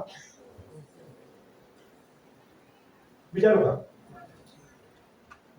हो, लास्ट बेंचेस विचारू का? नाही, असं नाही विचारणार. ए बा, तुझं नाव सांग रे, कुठल्या डिपार्टमेंटचा आहे, याला विचारतो पहिला प्रश्न. चुकलं रे, असं नाही. ऍब्सोल्युटली नाही. तुम्ही बसून उत्तर काय काही कुणी कुणाला मी प्रश्न विचारणार नाही नाव घेऊन. मी तुम्हाला प्रश्न विचारणार, तुम्ही जागेवरून उत्तर द्या. बरोबर? मी इकडे बघून उत्तर ऐकतो, आवाजावरून ठरवतो. आवाजावरून काय स्टॅटिस्टिक्स चे पण कोणतरी सेट पास झाले ना, आता मला कळलं स्टॅटिस्टिक्स विषय. विद्यार्थी मित्र, तुम्हाला मी सांगू, तुमच्या लाईफ मध्ये काय करा, थोडस डायव्हर्शन करतोय पण त्या आवाजाच्या व्हॉल्यूम वरून स्टॅटिस्टिक्स कळेल मला, ए किती लोक म्हणले, बी किती लोक म्हणले. मी परवा खूप सुंदर पुस्तक वाचत होतो. त्या लायब्ररी मधले 3200 केमिस्ट्रीचे पुस्तक मी वाचले. किती? 3200. 33व्या वर्षी स्पॉन्डिलिसिस झाला आणि 45व्या वर्षी डोळ्याचं ऑपरेशन झालं. पण त्या नॉलेजचा काहीच उपयोग नाही झाला. हे कधीच विचारायला आले नाही, सर सिलेबस सोडून काहीतरी शिकवा. कारण ह्यांचं आयुष्य काय, ते 16 पेपर, 16 पेपरच्या पुढे सांगायला लागला, सांगू नका ते येणार आहे का, किती मार्क पडतील. मग मी बाकीचे पुस्तक वाचायला सुरू केले. ते खूप सुंदर पुस्तक वाचते, यू आर द प्लॅसिबो. तुम्ही माझ्याकडे जर प्लेसमेंट ऑफिसला आला ना, मी दर आठवड्याला 10 पुस्तकं वाचतो. आता काय म्हणजे खूप अप्रिशिएट करायचं काम नाही, एक जनरल व्यक्तिमत्व 10 पुस्तकं वाचण्यासारखंच असलं पाहिजे आपलं. यू आर द प्लॅसिबो नावाचं पुस्तक ऐकतोय तुम्ही, ते खरंच वाचा तुमच्या लाईफमध्ये. त्यामध्ये काय सांगितलं माहिती का, यू आर द प्लॅसिबो मध्ये आपण जे विचार करतो ना तसं आपल्या शरीरामध्ये पण घडतं, बाकीच्या पण ठिकाणी घडायला लागतं. आणि तुम्हाला माहिती का, यू आर द प्लॅसिबो मध्ये त्या विचारांनी काही माणसं तरुण झाले. 70 वर्षाचा माणूस तरुण झाला, त्याचे केस पांढरे झाले होते, ते काळे होत होते. सुरू झाले, तिने विचार सुरू केला, मी 18 वर्षाचा आहे, मी 18 वर्षाचा आहे. खूप महत्वाचं पुस्तक आहे आयुष्यामध्ये, कारण मला विचार आणि नेटसेटचं काय तंत्र आहे हे मला रिलेशन लावायचं होतं. आणि त्यातून मला एक गोष्ट पटली की आपण जे विचार करतो ते घडतं, वारंवार विचार करतो ते घडतं. त्याची सिस्टमॅटिक पद्धत आहे. आणि मला तुम्हाला खूप आनंद होतो सांगायला, होमो डेज नावाचं पुस्तक मी वाचतो. होमो डेज, 2 पुस्तक आहेत, होमो सेपियन्स आणि होमो डेज. युवल नोरानी नावाचा एक व्यक्ती आहे आणि तो आता पृथ्वीवरील सगळ्यात हुशार व्यक्ती असं समजतात. आणि तो स्टॅटिस्टिक्सचा आहे. स्टॅटिस्टिक्सचा वापर करून पुढच्या 40 वर्षात काय होणार आहे ते लिहिलेलं आहे. त्याच्यामध्ये खूप सुंदर सांगितलंय की भविष्यामध्ये मुलाला मुली बघायची गरज पडणार नाही, गुगलच सांगेल त्या 4 मुलीपैकी तू पसंत कर. त्याला कळलेलं असेल सगळं आपण काय काय करतो. तर त्या भविष्याचा वेळ त्या पुस्तकामध्ये घेतलाय. परवाच मी सन्माननीय कुलगुरूंना कर्नल ही मानद पदवी दिली, त्यावेळेस त्यांना मी पुस्तक घेऊन गेलो. मला म्हणजे काय, मला शिकवायला लागला का, नाही म्हणलं सर होमो डेज नावाचं पुस्तक आहे, याच्यामध्ये पुढच्या 40 वर्षामध्ये काय होणार आहे ते लिहिलंय. विद्यार्थी मित्र, शिक्षण म्हणजे केवळ 16 पेपर नव्हे. त्या दिवशी मी आमच्या विद्यार्थ्यांना सहज प्रश्न विचारला, ऑनलाईन सगळं चालू होतं आणि ऑनलाईन आमचा गोल्ड मेडलिस्ट, त्याला प्रश्न विचारला, काय म्हणला प्रॅक्टिकल कसे काय चालले. मला म्हणला काय सर चेष्टा करताय, सगळं तर ऑनलाईनच चाललंय म्हणला, आणि प्रॅक्टिकल कसे काय चालले विचारताय. म्हणलं काय बर्नरवरती गॅसवरती काय नायट्रेशन करू का. मला खूप दया आली त्या मुलाची. मी त्याला म्हणलं, अरे त्या घराच्या बाहेर एक पाऊल ठेव, जगातली सगळ्यात कॉम्प्लेक्स लॅबोरेटरी आहे निसर्ग, बरोबर आहे ना. ते फोटोसिंथेसिस कोणाला जमलं लॅबमध्ये, ते त्या ठिकाणी होतं. आमच्या मुलासाठी शिक्षण म्हणजे काय, ते 16 पेपर सिलेबस, गोल्ड मेडलिस्ट आहे. हे खूप सुंदर पुस्तक वाचत होतो, अनपोस्टेड लेटर नावाचं. आणि त्या पुस्तकात काय सांगितलं माहिती, education is not just filling of the bucket with the water. Education म्हणजे मोकळी बकेट पाण्याने भरण्यासारखं नाहीये, म्हणजे त्या सिलेबसने भरण्यासारखं नाहीये. Education is expansion of the intellect. तुमची बुद्धिमत्तेची कक्षा वाढवणं म्हणजे एज्युकेशन. मग कधी कधी विचार करायला पाहिजे आपण की जे वर्गामध्ये येतो की आपण फक्त सिलेबस आहे, सिलेबस बघतो, त्याने मित्रांनो तुमचं शिक्षण पूर्ण होत नाही. Education means a lot. Vanvate sir कधी शिकवतील होलिस्टिक डेव्हलपमेंट. त्याच्यामध्ये काय काय आलं पाहिजे, हे इंटेलेक्च्युअल तर वाढलं पाहिजे, पण त्याच्याबरोबर तुमची मानसिक वाढ पण झाली पाहिजे, शारीरिक वाढ पण चांगली झाली पाहिजे. सो त्या तुम्ही जर मला प्रश्नांची उत्तर बसून दिली ना, तर त्या स्टॅटिस्टिक्स आवाजाप्रमाणे मी सांगू शकतो किती लोकांनी ए, किती लोकांनी बी, किती लोकांनी सी आणि किती लोकांनी डी उत्तर दिले. तर मला सांगा, मी तुम्हाला प्रश्न विचारू का पेपर 1? सगळ्यांनीच हा म्हणा ना, खूप कमी लोकांचा आवाज आहे, विचारू का? आता काही लोकांना काय प्रश्न पडला, किती विचारते कुणाला माहिती. मोजके विचारतो, मोजके. सर वरची स्लाइड घ्या, वरची. मेंटल ॲबिलिटीचे 1-2 विचारतो, मॅथमॅटिक्सचे 1-2 विचारतो, एज्युकेशनचे 1-2 विचारतो. टेबल वगैरे नाही विचार, काढणार तुम्ही वाचणार, इतकं लांबून दिसतं का नाही माहित नाही. आणि पॅराग्राफ बद्दल तर नाही विचारणार, कारण आज जर आता झोपायला गेले, पॅराग्राफ दिल्यानंतर तर पूर्ण झोप, त्यामुळे पॅराग्राफ विचारत नाही. पण आपल्याकडे म्हणे ना, मुलाचे पाय पाळण्यात दिसतात. 7 प्रश्नावरून मला 100% अंदाज लागू शकतो की तुम्ही पेपर 1 मध्ये कशा आहात, आणि त्यानुसार मग मी ठरवतो की तुम्ही किती वाचायला पाहिजे. तो सांगा, विचारू का प्रश्न? रेडी सगळेजण? All are ready? आता बघा, प्रश्न विचारत असताना काही अटी आहेत, त्या पाळायला पाहिजे. एक प्रश्न इंग्लिश मध्ये, तो मराठीत सांगणार. किती? इंग्लिश मधला प्रश्न मराठीत सांगणार, कारण तो मराठी आणि इंग्लिश मध्ये असतो, हिंदी मध्ये नसतो, आणि ते मला येत पण नाही. मराठी आणि इंग्लिश. दुसरी गोष्ट, टाइम मॅनेजमेंट. Time management. 50 प्रश्न किती मिनिटं सोडवायचे? 60. आता तुम्ही गणितामध्ये परफेक्ट आहे, म्हणजे एका प्रश्नाला वेळ मिळतो 70 सेकंद, जवळपास 70 सेकंद. 10-15 सेकंद वाचायला गेले तर एका मिनिटात उत्तर द्यायचंय. किती मिनिटात? एका मिनिटात. तुम्ही म्हणत असताल काय सर लेट टाइम मॅनेजमेंट करताय, तर तुम्हाला मी एक स्टोरी पण सांगतो. परवा एक जणांचा प्रश्न विचारला होता, एका वर्षाचे महत्व त्या व्यक्तीला विचारा, एका महिन्याचे महत्व त्या व्यक्तीला विचारा, एका दिवसाचे महत्व त्या व्यक्तीला विचारा ज्यांनी काहीतरी केलं. त्या सगळ्यांमध्ये 1 सेकंदाचं महत्व राशन करायला विचार. 1 सेकंदाचं सांगतो ना कसं. राजाराम कॉलेज कोल्हापूर, सेट परीक्षेचा कोऑर्डिनेटर मी. ते सगळं सेंटर माझ्या ताब्यात. 4 वाजता शेवटचा घंटा वाजणार पेपरचा. 5 वर्षापूर्वीची गोष्ट. आतमध्ये ज्युनियर सुपरवायझर, घंटी वाजली, प्रत्येकाची उत्तरपत्रिका पटपट घेत होता. एका ठिकाणी तो थांबला, मी त्या हॉलच्या बाहेर होतो. बघा ना सिच्युएशन, मिमिक्री. तो बिचारा विद्यार्थी ना गोल करणार होता असा. पेपर दे. पण सर प्लीज प्लीज एकच उत्तर लिहायचंय. ते मला नाही उत्तरपत्रिका तू गोळ्या लागल्या. तू बिचारा विद्यार्थी कुठं ग्रामीण भागात, सर प्लीज एकच सेकंड द्या. मला वेळ झाली, पटकन उत्तरपत्रिका दे, नाहीतर फाडेल. पाया पडतो, 1 सेकंड द्या, मी बाहेर बोलतो ना. 1 सेकंड दे. ज्युनियर झोप माझ्या हातात घरी ना. 1 सेकंड दे. तिने काय केलं होतं बिचाराने? फक्त एक गोल केला, एकच गोल केला असेल. घ्या म्हणलं सर, विषय संपला. 4 महिन्यानंतर तो विद्यार्थी माझ्याकडे एवढा पेढ्याचा बॉक्स घेऊन आला, एवढा. फक्त पेढ्याचा बॉक्सच येतो का असं वाटत होतं. आता लोकांनी खूप पेढे दिले आहे, तुला माहिती. कोण 2 देतं, कोण 4, पाव किलो, अर्धा किलो, आपल्या प्रमाण देतो. तो माझ्याकडे आला आणि पेढ्याचा बॉक्स ठेवला टेबलवर. मला सर सेट पास झालो, आणि केवळ तुमच्यामुळे. आपण त्याला कधीच बघितलं नाही. द्रोणाचार्य लेवलचे झालो का काय आपण? हा प्रश्न चिकून म्हणून कधी बघितलं नाही सर. नाही म्हणलं सर केव्हा तुमच्यामुळे पास झालो. म्हणजे कसं काय सर? राजाराम कॉलेज आठवतं का मागच्या परीक्षेला? ते सुपरवायझर मला वेळ देत नव्हता, तुम्ही 1 सेकंदाचा वेळ दिला. हा मला आठवलं. म्हटलं सर, म्हटलं मी फक्त 1 मार्काने पास झालो. बघा 1 मार्काने.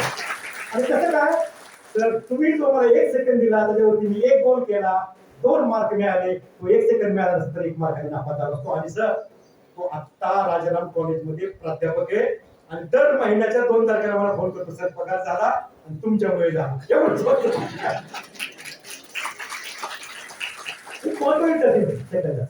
आणि तुम्हाला त्यापेक्षा महत्वाची गोष्ट, पगार वगैरे सोडून द्या, पण त्याच्या विद्यार्थ्यांना विचारलं काय म्हणजे कशी शिकवत असतात. खूप चांगलं शिकवत. त्यांच्या लेक्चरला एवढी गर्दी होती की काही मुलं खिडकीतून ऐकतात. त्यामुळे आम्ही आमच्या आयुष्यात एवढे सक्सेसफुल नाही कधी झालं, पण 1 सेकंदाने तो एक चांगला शिक्षक घडवला.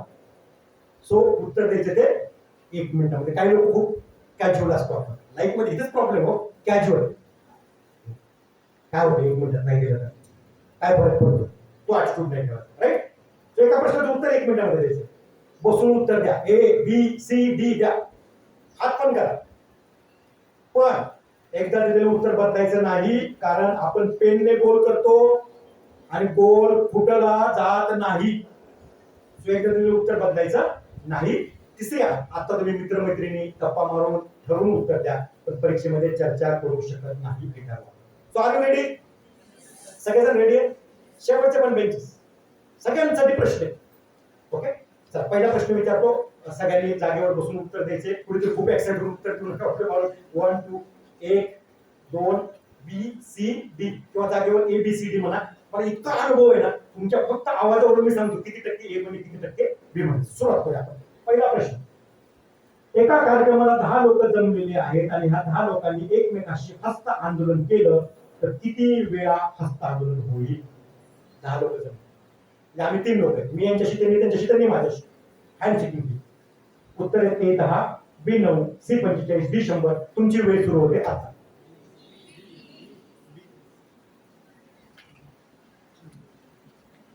सुरुवात करूया. 1 मिनिटाचा वेळ आहे. त्या उत्तर आपण जागेवरून द्या. डी. हाताने जर केलं तर खूप बरं पडेल मला असं. 2 4 4 खूप मोठे 1 4. अभी तुम्ही बघताय तुमचे विद्यार्थी तुम्हाला देत भेटेल. चला बाकीचे संपत आला. 1 मिनिट संपत आला. 30 second. Yes go. Very good. शेवटचे 10 सेकंद आणि तिकडे मी निर्णय घेतलेला आहे ते yes. That is a strategy. जो लाईव्हलीनेस पाहिजे आपल्याला, बरोबर आहे की नाही? काय फरक पडते मी बोललो तर नाही बोललो तर, तो ऍटिट्यूड आहे, बरोबर आहे की नाही? It is not my cup of tea. मी का राशीन करे, मी का उत्तर देऊ, ते नाही. एन्जॉय. इथे ना आता वर्गामध्ये आपण राहायचं. झालं. बरं, शेवटचा प्रश्न. एक किती लोकांचा हात वर करा. A B C D. D जास्त आणि बाकीच्यांचं काहीच नाही. बरं, प्रत्येकाने उत्तर दिलं. मला काय म्हणायचं माहिती का, ह्या ऍटिट्यूडच्या बाहेर यायला पाहिजे आपण. Not participating attitude. इथे आहे ना एन्जॉय. ती टोपी घातली की नाही, टोपी काढून टाका. कोण मी राशीन करेन, मी का उत्तर देऊ, त्या टोप्या काढा. Be a student. Right. Okay. चला पुढचा प्रश्न विचारू. नेक्स्ट. सेट परीक्षेला काय लगेच प्रश्न सांगितलं की उत्तर नाही सांगत. सांगणं सगळे शिव. ठीक आहे. चला नेक्स्ट क्वेश्चन. Question number 2. एका कार्यक्रमाला डॉक्टर आले 12 नंबरची जागा बसायला. इंजिनियर आले 16 नंबरची जागा बसायला द्यावी. प्रोफेसर आले तर किती नंबरची जागा बसायला द्यावी? A 20 B 8 C 18 D 24.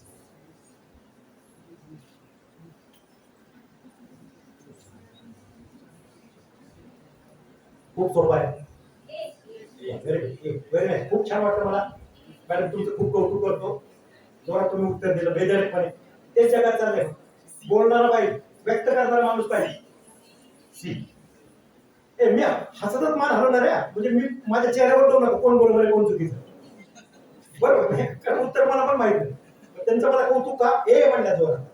That is what is English. तो स्टुडंट ऍटिट्यूड. 1 मिनिट संपत आला. बरं, आता मी विचारलं ए किती लोकांना वाटतं, हात वर करा. खूप लोकांना. ए बी थोड्या जण, सी तेवढेच, ए एवढेच, डी एक जण आणि बाकी तर काय. ओके. नेक्स्ट क्वेश्चन कडे जाऊया आपण. कशात प्रश्नाचे उत्तर सोपं जाते सगळ्यांना, बरोबर आहे? ओके. काही लोक खूप लवकर उत्तर देत आहेत, काही जण खूप लवकर उत्तर देत आहेत. मी त्यांच्याकडे बघितले तेच नाही. सगळे वेळ घेऊ शकता. 1 मिनिटाचा वेळ आहे तुम्हाला. You can think. काही करायची नाहीये. ओके. पुढचा प्रश्न खूप सोपा. लॉजिक. अरे काय वाचत रे. खूप मागच्या विद्यार्थ्यांनी आधीच उत्तर दिलं वाचण्याच्या आधी. 1 जानेवारी 2000 ला सोमवार आहे. 1 जानेवारी 2002 ला कुठला वार आहे? लॉजिक. C B. बस ठीक आहे. ऐकतोय मी सगळ्यांचं. Very good. 2 3 2 लॉजिक.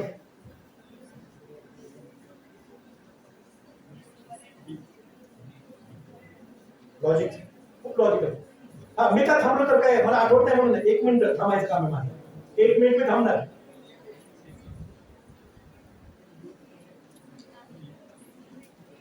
चला 1 मिनिटाचा वेळ संपतो. 1 मिनिट खूप लवकर जा. ए किती लोकांना वाटतं, हात वर करा. ए बी खूप लोकांना बी वाटतं. C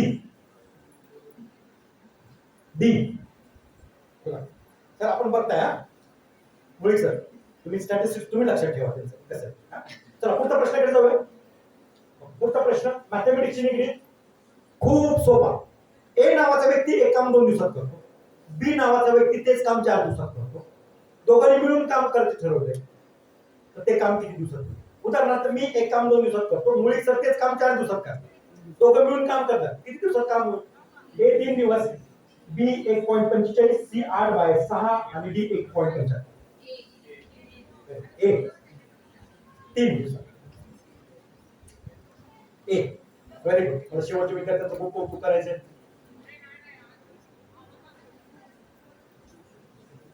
very good. अरे वा. Very nice. आणि मी बघितले की हात नाही करायचा, करून टाका. नेगेटिव्ह सिस्टीम नाहीये. बेधडकपणे उत्तर द्या. जमलं तर ठीक आहे, नाही आठवलं तर आवडीचं नाव घ्या, देवाचं नाव घ्या, काय घ्यायचं ABCD मग कुठेही ठीक आहे. There is no negative system.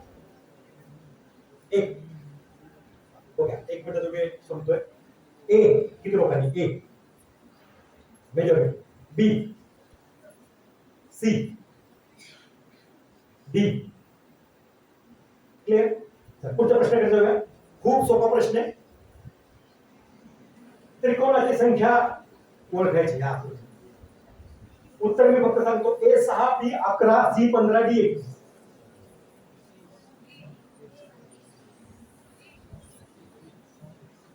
Very good, very good. खूप छान, खूप चांगले रिस्पॉन्स आहे विद्यार्थ्यांकडून.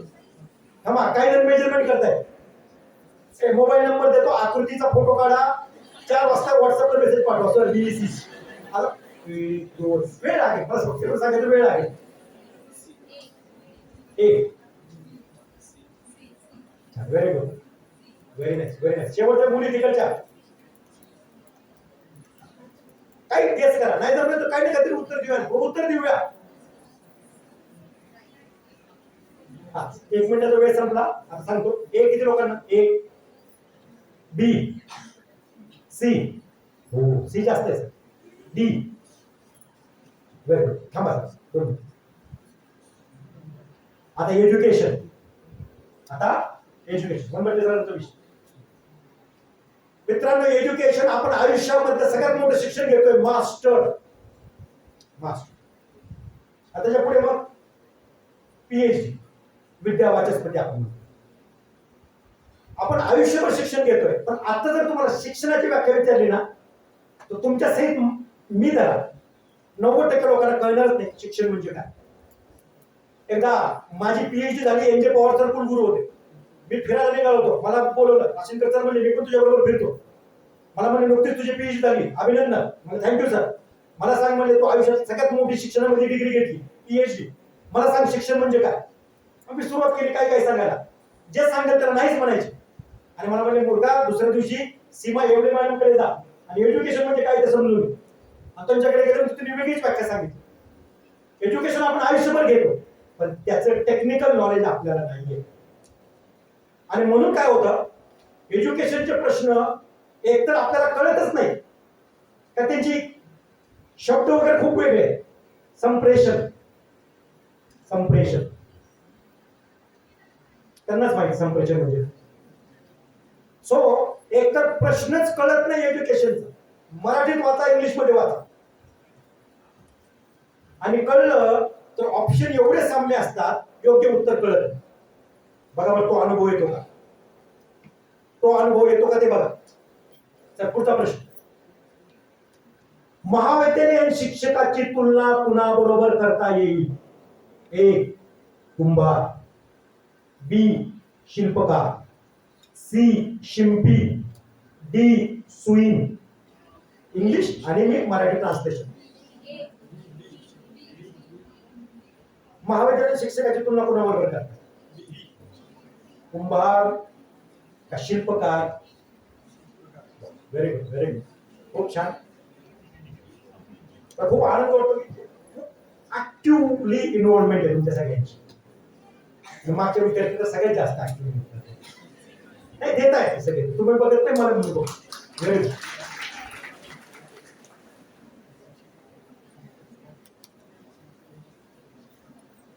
बघा मी तुम्हाला सांगतो, तुमच्या मनामध्ये काय चाललंय. काही जणांच्या मनामध्ये थोडं मला कळतं. मग कुंभार कशी, कुंभार का महाविद्यालयीन शिक्षक सांगितले. विचार करा. बघा नाही, माझ्यावर जाऊच नाही, मी फास्ट समजू. फक्त तुम्हाला मदत. मला एवढे विद्यार्थी जर ऍक्टिव्हली बसले, पूर्ण हॉल भरलाय, सगळ्यांच्या चेहऱ्यावरती काय म्हणतात उल्हास दिसतोय, मग मी का मदत करू नये. म्हणून मी तुम्हाला मदत करणं, मला कंट्रोल नाही झालं. ओके, सुरुवात करूया आपण ठरलेल्याप्रमाणे. ए किती लोकांना वाटतं? ए कुंभार, शिल्पकार, मेजॉरिटी, शिंपी. आजचा दिवस मला काय असेल, सुईण. Very good. थांबा चल, शेवटचा प्रश्न. थांबा शेवटचा प्रश्न. सगळ्याच्या मनामध्ये चालले आता. खूप सोपं. त्याच्या आनंदाचे वेगळे मी मेजर करतो. आणि मग तुम्हाला खरं सांगू का, ह्या हॉलमध्ये आता काय आहे ना, तर ते हॅपीनेसची व्हायब्रेशन आहे विद्यार्थ्यांना. हॅपीनेस खूप कमी ठिकाणी मिळते. नाहीतर आता व्हायब्रेशन कुठे असते, कधी जाते, किती वेळ झालं, किती वेळ घेतोय, तर त्या चेहऱ्यावरचा जो आनंद आहे. आणि मग नेहमी आम्ही म्हणतो आय स्पेक्ट्रोस्कोपी शिकवतो केमिस्ट्रीच्या विद्यार्थ्यांना माहिती, व्हायब्रेशन तुमचं व्हायब्रेशन कुठलं असलं पाहिजे, आनंदाचं. तुम्हाला माहिती आहे का, व्हायब्रेशन मध्ये सगळ्यात उच्च फ्रिक्वेन्सी कुठली, आनंदाची. ते आमच्याकडे परवा दीक्षित बसला होता असा, म्हणजे काय रे दीक्षित, काय करू म्हणा बेसमध्ये चपात्या कच्च्या होत्या. आता कशाला म्हणजे बसलाय क्लासमध्ये 4 दिवस तिथेच. Always be in the happiness vibration. Vibration कुठली पाहिजे, हॅपीनेस. बरं का, मला पाहायला मिळते आता सध्या, ते जाणवते मला. ओके, सगळ्यांच्या मनामध्ये काय चाललंय, खुशी. किती सोपा असतो पेपर एक, असला पेपर असतो पेपर एक. मला काही न करता 90% पडतो. असं काही जणांच्या मनात चाललंय, मी तुम्हाला दाखवतो. माहिती तुम्हाला माहिती काय तर मग ह्याच्यासाठी आम्हाला बोलवलं होतं का, 7 दिवस मग घ्यायची गरज काय. पण वास्तव काय म्हणते, स्टॅटिस्टिक्स प्रमाणे 80% विद्यार्थी 80% ठिकाणी चुकले. 80% विद्यार्थी 80% ठिकाणी चुकले. आता सगळ्याच्या डोक्यात काय चाललंय, मी उरलेले 20% मध्ये. बघा, तुम्ही एवढ्या ठिकाणी चुकलाय म्हणून मला शेवटच्या प्रश्नाला तुम्हाला 4 ऑप्शन द्यायचे नाहीत, 3च द्यायचे. त्याच्या ऑप्शन तुम्ही एवढे चुकते, मग 3 देतो बघतो. शेवटच्या प्रश्नाचा 4था ऑप्शन तुमच्यासाठी कट करतोय. उगीच विचारू नका काय आहे ते नाहीच आहे. आपल्याला हौस असते, चॉकलेटचा विचार करू नका, डोक्यात चॉकलेटच यायला लागतं त्यांची. शेवटचा प्रश्न तुमच्यासाठी, एक चांगला शिक्षक होण्यासाठी खालीलपैकी कुठला गुण अंगी असणं गरजेचं. 1, आवाज स्पष्ट व मोठा असावा. का तो विषयातील तज्ञ असावा. का त्याचं व्यक्तिमत्व चुणचुणीत असावं. तुम्ही म्हणता डी काय होतं, नन ऑफ दिस. विचार करा, शिक्षक मदत करतो ना. तुम्ही एवढे आनंदी तर मी का मदत करतो तुम्हाला. शिक्षक पाहिजे, चांगला शिक्षक पाहिजे. राशनकर मेडसेचं लेक्चर द्यायला येणार, काय बघितलं, आवाज का ज्ञान का चुनचुनीत व्यक्तिमत्व. ऑल ऑफ दिस नाही ते विचारणार 100% ऑल ऑफ दिस. आणि एज्युकेशनची हीच अडचण आहे, ऑल ऑफ दिस. सगळेच उत्तर बरोबर वाटतात, परीक्षेमध्ये माझी नंबर टीचरची आठवण येणार. सगळे एज्युकेशनच्या कुठलं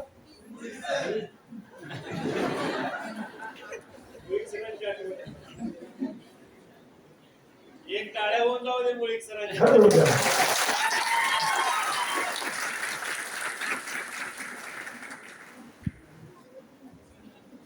अभिजित ज्यावेळेस MSc ला होता त्यावेळेस तुम्हाला सगळ्यात आवडता विद्यार्थी.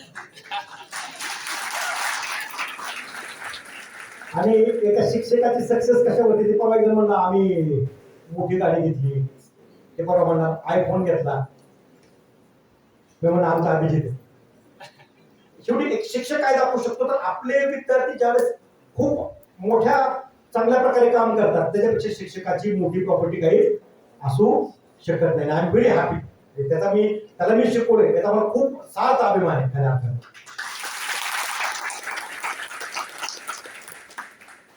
So to be a good teacher खालीलपैकी कुठला गुण असणं गरजेचं आहे. एक किती लोकांना वाटतं हा.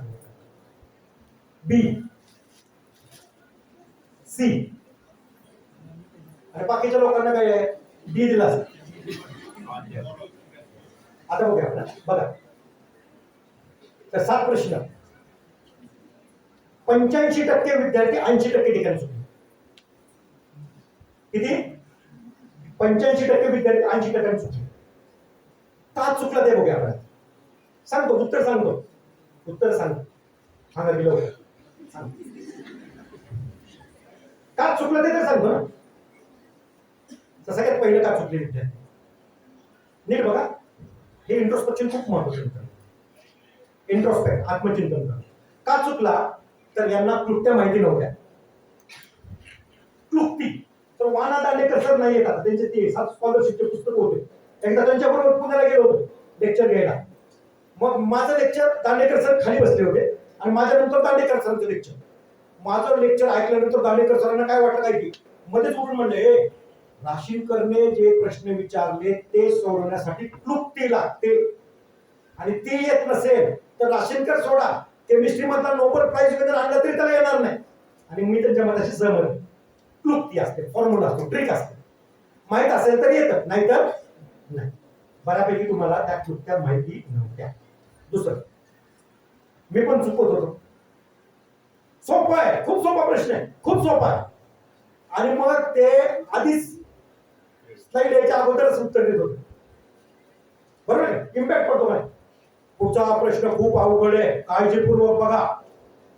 सोपा असला तरी ती थोडा विचार करणार, अवघड आहे. तर मी वातावरण तयार केलं. सोपा आहे, सोपा आहे, सोपा आहे. का माहिती, महाराष्ट्रावरती कुणी वातावरण तयार केलं. पेपर आहे, सोपा आहे, अभ्यास करायची गरज नाही, तू ते वातावरण तयार. तिसरं, एक्झामिनर चुकवतोय, लक्षात घे. ए नावाचा व्यक्ती एक काम 2 दिवसात करतो, बी नावाचा व्यक्ती तेच काम 4 दिवसात करतो. दोघं मिळून 3 दिवसात करतीलच कसं काय? 3 दिवसात करतील कसं काय? मी स्वतः 2 दिवसात करतो, ते 4 दिवसात करताय. आता ते जर मला मदतीला आले तर 2 दिवसापेक्षा कमी वेळ लागला पाहिजे. पण काय झालं, एक्झामिनरने फसवलं. माहिती 2+4/2 पहिलाच ऑप्शन ठेवती, एक्झामिनर फसवतोय, आपण फसतो. ह्या गोष्टीमुळे आपण चुकतो. आणि चौथं, तर मला खरं सांग, हे आवर्जून सांगावं लागेल वनवटे सर, एसजीएम कॉलेजच्या विद्यार्थ्यांच्या डेअरिंग मला खरंच मान्य तर खूप चांगल्या प्रकारे उत्तर देत होते, बेधडकपणे उत्तर देत होते. एवढा मला रिस्पॉन्स कधीच नाही बघायला मिळाला. हे बाबा सांग, पाया पडतो. आणि सर महत्वाची गोष्ट काय, येत नसताना सुद्धा बेधडकपणे उत्तर देतो. आणि हा ऍटिट्यूड पाहिजे आपल्याला. उत्तर देता आले पाहिजे आपल्याला. चूक बरोबर ती गोष्ट, तिथे आपण चुकतो. बघूया ऑप्शन, उत्तर काय काय. नेक्स्ट काय, n×n-1/2 फॉर्म्युला आहे. जेवढे लोक आहेत त्याला n धरा, n×n-1/2 45. 10 लोक आहेत, 10 गुणिले 9 भागिले 2 45. किती लोकांनी उत्तर बरोबर दिलं? टाळ्या वाजवा त्यांच्यासाठी. एवढं पण हेवा नाही वाटत. उत्तर बरोबर आहे, बिनधास्तपणे, म्हणजे जोरात येईल त्यांच्यासाठी टाळ्या वाजवा. पण ज्यांनी हात वर केलाय त्यांनी माझ्या पुढच्या प्रश्नाचं उत्तर द्यायचं. हे 2002 चे प्रश्न आहेत. 2022 ला हा प्रश्न असा नाहीये. 2022 ला हा प्रश्न एवढा किचकट झालाय.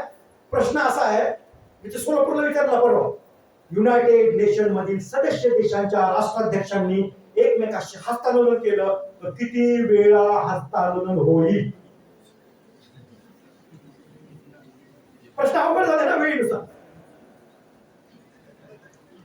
मग मी सोलापूरला विचारला, तुम्हाला नाही विचारलं, तुम्हाला नाही विचारलं, उत्तर देऊ नका. सोलापूरला विचारला, एक जण उठला, युनायटेड नेशन म्हणजे का? दुसरा उठला, सर राष्ट्राध्यक्ष धरायचे का, आपले पंतप्रधान धरायचे नाही का? आणि तिसरा खूप प्रॉड माइंडेड होता, सर लेडीज राष्ट्राध्यक्ष असतील तर काय नमस्कार करतात काय करत नाही. प्रश्नावर प्रश्न. पण सांगायचं एवढं की प्रश्न किचकट झाला. पुढचा प्रश्न, कोडिंग डिकोडिंग. डॉक्टर 6 लेटर्स आहेत, DOCTOR. 6 गुणिले 2 12. इंजिनियर 8 आहे, 8 गुणिले 2 16. प्रोफेसर 9 आहे, 9 गुणिले 2 18. काही लोकांनी 4-4चा फरक वाटला होता. सेट आहे, एवढं पण सोपं नाहीये. जिथं सोपं आहे तिथं अवघड आहे, लक्षात घ्या. पण काही लोकांनी बरोबर उत्तर दिले, आय शुड अप्रिशिएट. आणि ज्यांनी चुकलं त्यांना पण अप्रिशिएट करू. उत्तर तर दिले आहे, पण हे उत्तर त्याचं होतं कोडिंग डिकोडिंग, क्लुप्ती माहिती. पुढचा प्रश्न, आज जो वार आहे, पुढच्या वर्षी वार 1 दिवसाने पुढे जातो. 18 एप्रिलला आज आहे सोमवार, पुढच्या वर्षी मंगळवार असतो. पण जर लीप इयर आलं तर वार 2 दिवसांनी पुढे जातो. 1 जानेवारी 2000 ला सोमवार आहे, 1 जानेवारी 2001 ला बुधवार असणार. युजली मंगळवार असतो. आणि 1 जानेवारी 2001 ला बुधवार आहे, 1 जानेवारी 2002 ला गुरुवार असणार. कारण 1 जानेवारी 2001 लीप इयर आलं की वार 2 दिवसांनी पुढे जातो. तो उत्तर होता गुरुवार. पुढचा प्रश्न 8/6 याचं 1 दिवसाचं काम करायचं. जेवढे दिवसात काम केले 1 ने भागा. तुम्ही 2 दिवसात काम केले, माझे 1 दिवसाचं काम 1/2. त्याने 4 दिवसात काम केले, 1 दिवसाचं काम 1/4. एका दिवसाच्या कामाची बेरीज करायची आणि बेरजेचं रिसिप्रोकल करायचं. 8/6 खालील त्या रेषेचे किती भाग झाले ते बघायचे. 5 आणि फॉर्म्युला आहे n * n + 1 अपॉन 2. 5 × 6 / 2 15. आणि आपल्यापैकी मेजॉरिटी विद्यार्थ्यांनी उत्तर बरोबर दिलं होतं. नेक्स्ट क्वेश्चन मिडवाईफ प्राथमिक शिक्षक कुंभार काहीच येत नाही. कुंभार माती काहीच नाही, त्यापासून मडकं तयार करतो. माध्यमिक शिक्षक शिल्पकार तो मातीपासून तुकडा करत नाही, मोल्ड मागवतो, त्याला गर्विंगचं काम करतो. महाविद्यालय विद्यार्थ्याला येत असतं, चांगलं आणण्याचं काम करतो. आणि महाविद्यालय शिक्षक सुईन म्हणजे अगोदरच्या काळामध्ये गायनाकोलॉजिस्ट डॉक्टर नसायचे, स्त्री रोगतज्ञ. आणि स्त्रियांची डिलिव्हरी करण्यासाठी काही स्त्रिया ज्यांना आया म्हटलं जायचं, त्याचा शास्त्रोक्त शब्द सुईन, त्यांना सुईन म्हणायचे. आणि ती स्त्री प्रत्यक्षात सहभागी नाही व्हायची. हे करा, ते करा, असं करा. महाविद्यालय शिक्षकाचं काम डायरेक्ट वर्गात शिकवायचं नाहीये. शिक्षण घेत असताना तुम्हाला मदत करायची, पुस्तकांचे नाव, प्रोजेक्ट सांगून. महाविद्यालय शिक्षकाची तुलना सुईन बरोबर. आणि सगळ्यात शेवटी स्मार्ट पर्सनॅलिटी. बऱ्यापैकी आपल्या जणांनी उत्तर बरोबर दिलं. आता स्मार्ट पर्सनॅलिटी म्हणजे काय? आवाज पाहिजेच, ज्ञान तर पाहिजेच, पण स्मार्ट पर्सनॅलिटी म्हणजे कोण? तर तो नाही, तो सुंदर दिसतो, that is not a smart personality. Smart personality म्हणजे काय? ते असा व्यक्ती जो आपलं लक्ष खेचून घेऊ शकतो. आता कोण लक्ष खेचून घेऊ शकतो? मी जर पहिल्याच बेंचवरती असं बोललो असतो, आज आपण जमलंच नसतं. विषय सोडून दुसरंच काहीतरी सांगत असतं, आपलं लक्ष कधी घेतलं नसतं. त्यामुळे स्मार्ट पर्सनॅलिटीमध्ये आवाज पण येतो, ज्ञान पण येतो. घराच्या बस स्टँडवरती एखाद्या वेळेला जोरात बोलायला, आपण तो ऐकत बसत नाही, काय बोलतोय बरोबर आहे. लक्षात घ्या, तो लक्ष खेचून घेऊ शकतो, त्याचा आवाज मोठा आहे, त्याचं ज्ञान चांगलं, तो स्मार्ट पर्सनॅलिटी. हे मी म्हणत नाही, हे काय राशनकरची थेरी नाही, हे एज्युकेशन मध्ये आलेल्या गोष्टी. मला सांगा 7 प्रश्न, 7 पैकी 5 कोणाचे बरोबर आले का? ज्यांचे आले त्यांचं अप्रिशिएशन खरंच करायला पाहिजे. आणि जर 7 पैकी 5 बरोबर आले नाहीत ना, तर ह्या सेटला नापास झाला असता. ह्या सेटला नापास झाला असता. तेव्हा तुम्हाला मी धोक्याची सूचना आधी दिली, पुढे जाऊ नका, नापास झाला असता. बरोबर आहे. आता तुम्ही काय म्हणताय, सर हे असलं पेपर आहे आणि अजून त्यात 80% मार्क मिळवायचे म्हणतात. लॉजिक. आता बघा, क्लुप्ती माहिती झाली का तुम्हाला? क्लुप्ती माहिती झाली. आता पेपर 1 ची क्लुप्ती जर माहित झाली, पेपर 1 चा अभ्यास केला तर काय होऊ शकतं बघा. आता प्रश्न कुठे आलाय? आपण चुकलोय, मग अभ्यास करायचा. आता अभ्यास करा. कसा अभ्यास करायचा? क्लुप्त्या माहिती करा, वाचा. आता विद्यार्थ्याला प्रश्न पडला, पेपर 1 मध्ये काय वाचायचं बघा. तुम्हाला सांगतो, पेपर 1 चा संपूर्ण अभ्यास करत असेल ना, तर एवढं मटेरियल देतो, एवढं देतो. आता व्हॉट्सअपला पाठवून देतो, त्यांना शेअर करा. किती? एवढं मटेरियल देतो. आनंदामध्ये वाचू शकता 1 महिन्यामध्ये. किती? एवढं मटेरियल देतो. किती? एवढं. किती दिवसामध्ये वाचन होतं? 1 महिना 2 तास. ते स्टडी मटेरियल देतो, तेवढं वाचन करा. तेवढं वाचन केले की क्लुप्त्या कळतील. आणि क्लुप्त्या ज्यावेळेस कळतील त्यावेळेस काय होतं परीक्षेमध्ये बघा. आले सगळ्यांनी. एक विद्यार्थी म्हणला, सर सगळ्या क्लुप्त्या माहिती जर करून घ्यायच्या असतील तर किती पोतभर पुस्तकं वाचावं लागतील. म्हणजे एवढं नाही, पेपर 1 चा अभ्यास खूप नाहीये, छोटासा,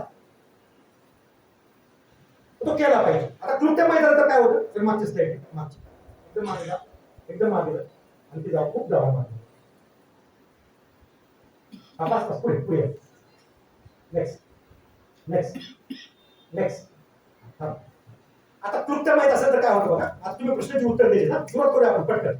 रेडी? क्लुप्ती माहित असेल तर काय होतं? रेडी? Next slide. आता प्रश्नाचे उत्तर द्या. एका कार्यक्रमात 10 लोक जमले, 10 पैकी हस्तांदोलन केले. किती वेळा हस्तांदोलन? Next slide. Doctor 12, engineer 16, professor. Next slide.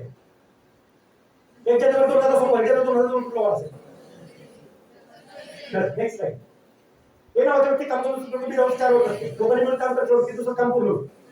8/6. Next आकृती त्रिकोणाची संख्या मोजायची किती 15. Next slide. महाविद्यालय शिक्षकाची तुलना कोणाबरोबर करता येईल किती. Next slide.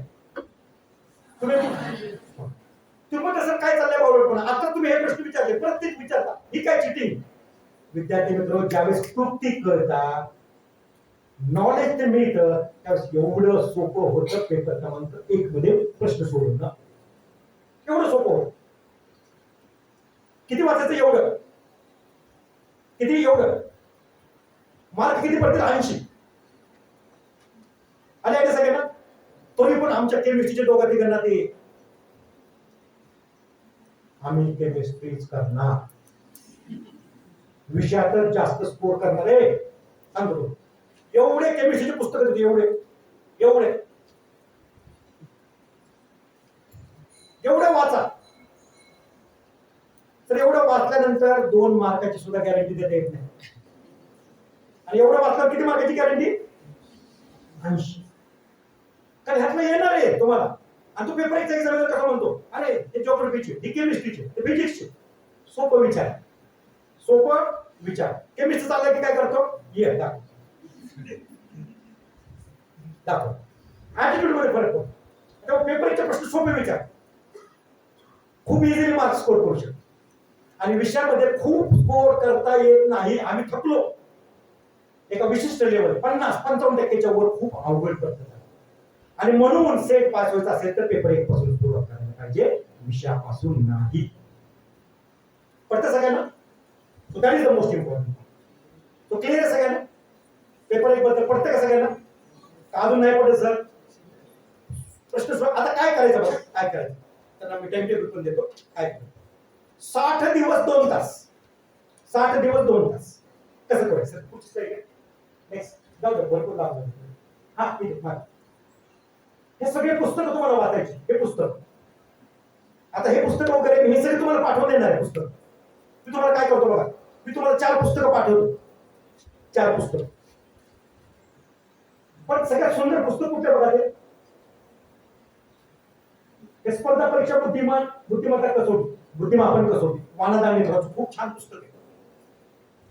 जेवढ्या विद्यार्थ्यांनी वाचले सगळे पास झाले. मार्केटमध्ये मिळेल 60-70 रुपये तुम्हाला. उपकारचं पुस्तक सगळेच लोक वाचतात.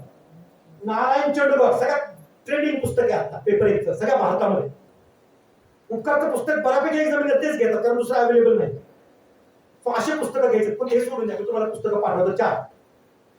काय करायचं 30 दिवस 10 टॉपिक 3 दिवसाला 1 टॉपिक रोज 2 तास. आणि 6 तासामध्ये 60-70 पानं तुमच्यासारख्याला वाचायला काहीच अडचण नाही. एका तासाला 10 पानं वाचायची. तुम्हाला इंटरेस्टिंग वाचता नाही. रोज 2 तास 3 दिवसाला 1 चॅप्टर पडते सगळ्यांना. तिसऱ्या दिवशी 2 तास नाही 3 तास अभ्यास करायचा.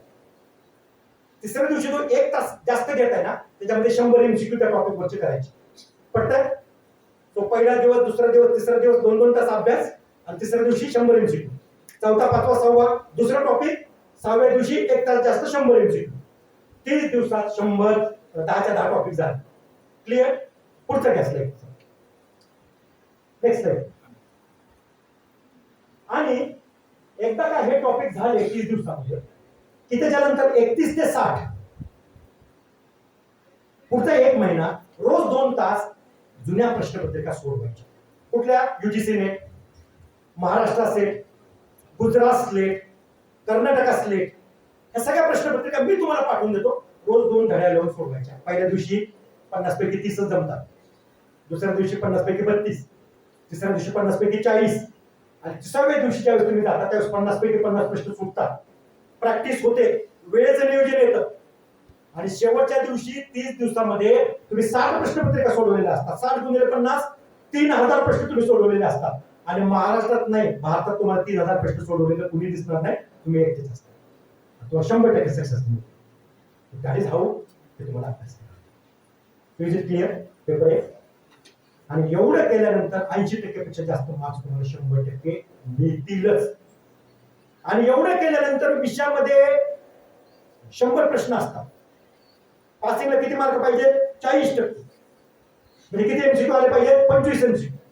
25 पैकी 15 कुठल्या पण मुलाला येत असतात, कारण त्याचं आयुष्य गेलं केमिस्ट्रीमध्ये, म्हणजे आमच्या विद्यार्थी तुमच्या विषयामध्ये गेलं. 100 पैकी किती येतात? 15. उरले किती? 85. डोळे बंद करून गेस केला तरी 10-12 स्टॅटिस्टिक्सच्या नियमाप्रमाणे येतात. म्हणजे विषयाचं खूप अवघड नाहीये गणित लावणं, पेपर एकचा गणित अवघड आहे लावणं. आणि म्हणून सेट नेट पास व्हायचं असेल तर पेपर क्रमांक 1 हा सगळ्यात चांगला मार्ग. शशिकांत शिंदे पहिल्या वेळेस माझ्याकडे आले होते, सर खूप अवघड आहे सेट परीक्षा, इंग्लिश मध्ये पास झाले, पॉलिटिकल सायन्स मध्ये पास झाले, हिस्ट्री मध्ये पास झाले, 5 विषयात पास झाले. मला म्हणले मी केमिस्ट्री मध्ये सुद्धा पास होईल, आमच्या का पोटावर पाहिजे एवढ्या विषयामध्ये कसं एक व्यक्ती पास होऊ शकतो? पेपर 1 सोपा मार्ग आहे. सेट आणि नेटची तयारी पूर्ण होते पेपर क्रमांक 1 पासून. आणि मला खूप आनंद वाटला तुम्ही 7 दिवसाची कार्यशाळा घेतली आणि हे जे 17-18 विद्यार्थी पास झाले पेपर 1. बस कंडक्टर मला पण फोन आला होता तर एचएमच्या महाविद्यालयातल्या त्या कार्यशाळेमुळे म्हणून मी पास झालो. बस कंडक्टर पास होतो. पेपर 1 ची काय ताकद आहे तुम्हाला अंदाज. आणि म्हणून प्राचार्याने म्हणले की सर 1 महिन्याची तुम्ही कार्यशाळा घ्या पेपर 1 ची. कुठेच ही कार्यशाळा होत नाही आणि म्हणून आपल्याला पेपर 1 वरती जोर द्यायचा. विजिट क्लिअर सगळ्यांना? पेपर क्रमांक 1 होता पडते का सगळ्यांना मला सांगा. इथे महाराष्ट्र चुकला, महाराष्ट्र म्हणजे आमचे विद्यार्थी चुकले आणि म्हणून अभ्यास करून ज्ञान असून सुद्धा ते पास होऊ शकले. पडते का सगळ्यांना मला सांगा? Is it clear? सो नेक्स्टची सुरुवात कुठून होते? पेपर क्रमांक 1 पासून. पुढचे 5-7 दिवस जे काही तुमचे तास होते तुला आवश्यक राईट. आता मला सांगा प्रश्न उत्तर आपण थोडीशी घेऊया. काही प्रश्न उत्तर आहेत का तुमचे? कारण आता मला फक्त 5 मिनिटं लेक्चर घ्यायचे, पास करणार. काय प्रश्न आहे पेपर क्रमांक 1 बद्दल? आहे म्हणजे क्लिअर असेल पेपर क्रमांक 1 बद्दल? क्लिअर असेल तुम्हाला? Is it clear? बरं, आता फक्त 5 मिनिटं मी तुम्हाला विषयाचं कशी तयारी करायची सांगू का? 5 मिनिट. असं खूप बोर झालंय कशाला आता गोड बोलून आहे मी आपलं सांगू का? बघा का, एक महत्वाची गोष्ट काय करा विषयाची तयारी करताना. विषयाची तयारी करत असताना प्रश्नपत्रिकेचं विश्लेषण करा. कुठल्या टॉपिक वरती किती प्रश्न ते काढा. नाहीतर स्पेक्ट्रोस्कोपी करत गेला तर काहीच नाही केलं. हिरो टॉपिक निवडा. काही बॉटनीचे असतात, काही झुलॉजीचे असतात. त्याच्यामुळे लाईफ सायन्स मध्ये प्रॉब्लेम आहे. सरांनी सांगितलं की झुलॉजीची मुलगी पास झाली म्हणजे खूप टॅलेंटेड आहे, कारण त्यांना 4 विषय. बॉटनी मला बॉटनी करते, झुलॉजी मला झुलॉजी करते असं नाही. त्याच्यामध्ये पण काही टॉपिक आहे. सो प्रश्नपत्रिकेचे विश्लेषण करा, टॉपिक्स निवडा. तुमच्या आवडीचे टॉपिक नसतात काय. नंबर 2 प्रश्नांचं विश्लेषण करा. प्रश्न कसे पडतात ते बघा. प्रश्न खूप वेगळ्या प्रकारे पडतात. ऍप्लिकेशन बेस्ड प्रश्न पडतात, प्रॉब्लेम ओरिएंटेड पडतात. त्याचा अभ्यास करा आणि मग अभ्यासाला सुरुवात करा. पडते सगळ्यांना? आता आपला प्रॉब्लेम काय तुम्हाला सांगा. बेसिक प्रॉब्लेम आपण केमिस्ट्रीच्या असून सुद्धा आपल्याला मार्क का पडत नाही. प्रश्न कसे असतात? प्रश्नांमध्ये critical thinking, complex problem solving. Critical thinking, complex problem solving. मला सांगा गेल्या 4 वर्षामध्ये 5 वर्षामध्ये तुम्ही एखादा विषयाचा कॉम्प्लेक्स प्रॉब्लेम सॉल्व्ह केला का? नाही. बरोबर आहे. आणि परीक्षेमधल्या प्रश्नांमध्ये काय करावं लागतं? Complex problem solving. तर आपल्याकडची शिक्षण पद्धती सुद्धा कधी कधी नेट सेट पास का विद्यार्थी होत नाही तर ती परीक्षा सिस्टम सुद्धा आपण म्हणू शकतो. बघा अभ्यास कसा करायचा. अभ्यास करत असताना critical thinking, complex problem solve. 2 उदाहरणं सांगतो तुम्हाला. आपल्याकडे परवा मी माझ्या मुलीने मला सांगितलं अपेक्षित नावाचं पुस्तक आहे. अपेक्षित, तुम्ही ऐकलं अपेक्षित बद्दल? अपेक्षित नावाचे पुस्तकं मिळतात. मग मी गेलो त्या दुकानात, मला अपेक्षित लेखकाचं पुस्तक द्या. ते म्हणलं अपेक्षित लेखक नाहीये सर. हल्ली नाव काही ठेवतात, मला अपेक्षित नाव असेल. ते म्हणलं अपेक्षित म्हणजे काय? काही प्रश्न असतात तेच येतात मला परीक्षेमध्ये. मी तर हातून म्हणजे मी विद्यापीठ असून मला कसं काय माहित नाही. हो सर म्हणला हे तुमच्या मुलीने बरोबर सांगितले, पुस्तक म्हणला ह्यातलेच प्रश्न पडतात. म्हणजे बापरे तुम्हाला कसं काय कळतं आम्ही हे प्रश्न काढणार नाही, ह्यातलेच पडतो म्हणला. मला कौतुक वाटतं. अपेक्षित आपल्याला कळलं नाही पण त्यांना कळतं. आणि मग मला आठवलं आपली परीक्षेची पद्धत कशी. सगळ्यांना एकसारखे प्रश्न, उत्तर मॉडेल आन्सर त्याच्यामध्ये, त्या अपेक्षित मध्ये मॉडेल आन्सर. आणि मग मला एके दिवशीचा इंटरव्ह्यू आठवला. आमच्याकडे एक दिल्लीची कंपनी आली होती. पगार किती? 70,000 रुपये. किती? मुलं काय पाहिजे? फक्त ग्रॅज्युएट.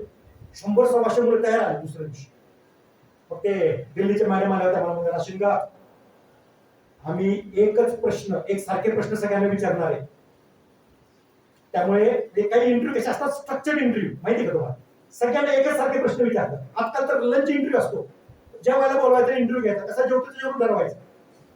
आजकाल तुमचा फेसबुक बघून इंटरव्ह्यू होतो, स्टेटस नीट ठेवा. आता माझा इंटरव्ह्यू घ्यायला मुळी सरांना बोलवतात, माझा नाहीच घ्यायचा, ऍज अ त्यांचे कलिग म्हणून. खूप वेगवेगळ्या प्रकारचे इंटरव्ह्यू येतात, नवीन ट्रेंड आला. मॅडम म्हणला राशंकर आम्ही सगळ्यांना एकच प्रश्न विचारणार आहे आणि त्यामुळे प्रश्न बाहेर पडतील याची काळजी घ्या, बाहेर पडले नाहीत पाहिजे प्रश्न, म्हणजे काय हरकत नाही. आणि मग आतमध्ये ते ठरलेले प्रश्न होते, मुलं यायचे पण मध्ये धमक नव्हती. मी बघायचो ना, मुलं अशी यायची, कोण कंटाळून सकाळी सकाळी आले. एक विद्यार्थी मात्र एंट्री केला, माझं जजमेंट एवढं, आतमध्ये एंट्री केल्या मी शेजारच्या आमच्या प्राध्यापकाला हे सिलेक्ट होणार होतो. काय चाल होती माहिती त्याची, एकदम शानदार चालत आला बसला. मॅडमने पहिला प्रश्न विचारला, बघा, when did India got the independence? When did India got the independence? भारताला स्वातंत्र्य कधी मिळालं? हे लगेच उत्तर दिलं नाही, पुढे थांबला, सगळ्याकडे बघितलं. उत्तराची टोन थोडीशी मला मिमिक्री करता येईल.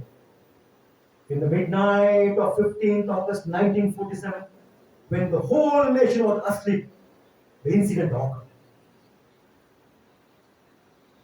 15 ऑगस्ट 1947च्या मध्यरात्री ज्यावेळेस सगळा देश झोपेत होता, त्यावेळेस आपल्याला स्वातंत्र्य मिळालं. मॅडमला कौतुक वाटलं. पण सगळ्यांनी आतापर्यंत उत्तर काय दिले होते? 15 ऑगस्ट 19. मॅडम आनंदी झाला, कळत होतं त्याला घेणार. बॉडी लँग्वेज खूप महत्वाचा विषय. दुसरा प्रश्न विचारला, who do you think is the one person responsible for Indian independence? तुम्हाला हा प्रश्न विचारला असता, who do you think is the one person responsible for India's independence? तुम्ही काय उत्तर दिलं असतं? असं एक व्यक्तीचं नाव सांगा त्याच्यामुळे देशाला स्वातंत्र्य मिळालं. तुमच्या जागी मी असलो असतो तर आपल्याला माहिती, आपण ठराविक नाव घेतली असतात. हे म्हणते so many men, so many. But if you want me to tell the name of one person, I can say Mahatma Gandhiji. खुश झालं मॅडम, काय उत्तर देते मुलं. कुठल्या एका व्यक्तीमुळे स्वातंत्र्य मिळालं नाही, खूप लोकांमुळे मिळालं. तुम्हाला वाटतं असेल मी एकाचं उत्तर द्यावं तर महात्मा गांधी. सिलेक्शन ठरलं होतं, मला माहिती होतं मॅडमच्या मनात काय करायचं. Last question, do you think that corruption is a main factor responsible for India's progress? Do you think that corruption is the main factor responsible for India's progress? I couldn't tell you. I cannot tell definitely, ma'am, until I have the data. I cannot tell definitely, ma'am, until I have the data. Data पाहिजे तर मी सांगू शकतो. आणि मला you are selected. This is your offer letter. मला माझं जजमेंटच होतं. एवढा हुशार विद्यार्थी कधी नाही. But please remember that this is a structured interview. Don't tell these questions outside. हे प्रश्न बाहेर कोणाला सांगू नका. आता हे बाहेर गेलं, मला काय माहिती कॅमेरे लावले, राशेंकर कॅमेरे चालू करा. हे बाहेर गेले तुझे सुधीर नाव मुलं, एक सुद्धा आम्हाला ऐकू येतं, काय माहिती बाहेर मित्र काय विचार काय झालं. आतमध्ये मला सांगितले काही सांगायचं नाही, बाहेर प्रश्न तुझे मित्र हे नालाय का सगळं ऐकू येते आतमध्ये. राम भोरा कायम आयुष्यभरात तुझ्या बरोबर आम्ही होतो आणि आता काय मला प्रश्न सांगत नाही, असले आपली मैत्री का नाही म्हणलं, मला वचन दिले म्हणून ते बिचारा बरोबर आहे. म्हणजे दुसरे दोन मित्र म्हणले सांगाय आलाय का असं करू नको म्हणले, आपली मैत्री महत्वाची का प्रश्न महत्वाचे ते मला मी नाही सांगणार प्रश्न. तरी पण बरोबर नोकरी लागली कशाला आपले मित्र लागते. त्यातला ते शेडरले हुशार होता, पण तो सिलेक्शन झाला का म्हणलं हो सोड, मला प्रश्न सोड, उत्तर तरी सांग. तू सिलेक्शन झालं म्हणलं काय उत्तर दिलं ते हिने विचार केला, तिने म्हणलं असं कशाला, बरोबर आहे उत्तर सांगायला काय हरकत आहे. मॅडम मला प्रश्न सांगू नका, उत्तर सांगू नका असं कुठं म्हणलं. तिने उत्तर सांगितलं आणि तिकडून पाठ करत होती ते उत्तर. आम्हाला कळलं. दुसरा मित्र आला, 4-5 इंटरव्ह्यू झाले, ही आला मित्र. मॅडमला माहित होतं तिने याला प्रश्न सांगितले, ती उत्तर पाठ करून आला. मॅडमने प्रश्न बदलले. When you was born in the midnight of 15th August 1947. And whole nation was asking the incident of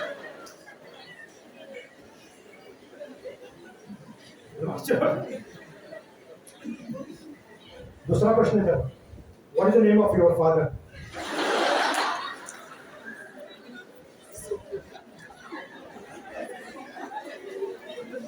आणि ते उत्तर ऐकल्यानंतर मॅडम भडकल्या are you mad I cannot tell definitely ma'am आणखी काय होतं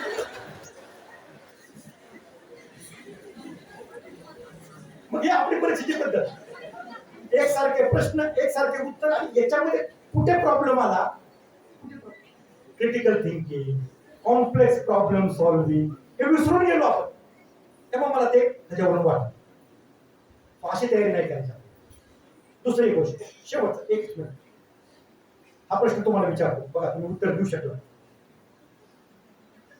ते नोएल हरारी काय म्हणतात स्टॅटिस्टिक्स वरून पुस्तक लिहिलं होमोडेज होमोसेपियन्स अवश्य वाचा आठवड्याला एक पुस्तक वाचा who moved my cheese the richest man in Babylon तुमच्यासाठी पुस्तक लिहिलं आमच्यासाठी नाही एक पुस्तक ऑडिओ समरी तरी ऐका खूप सुंदर पुस्तक ॲटॉमिक हॅबिट्स टाइम मॅनेजमेंट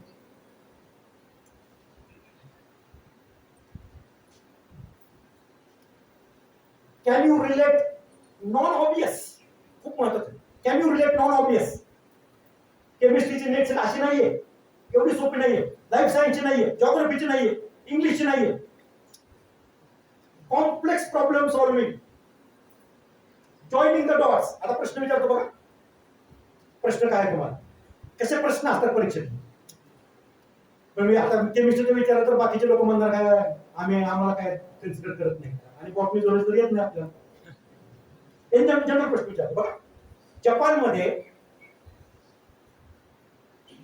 एक ज्वालामुखी आहे जपानमध्ये एक ज्वालामुखी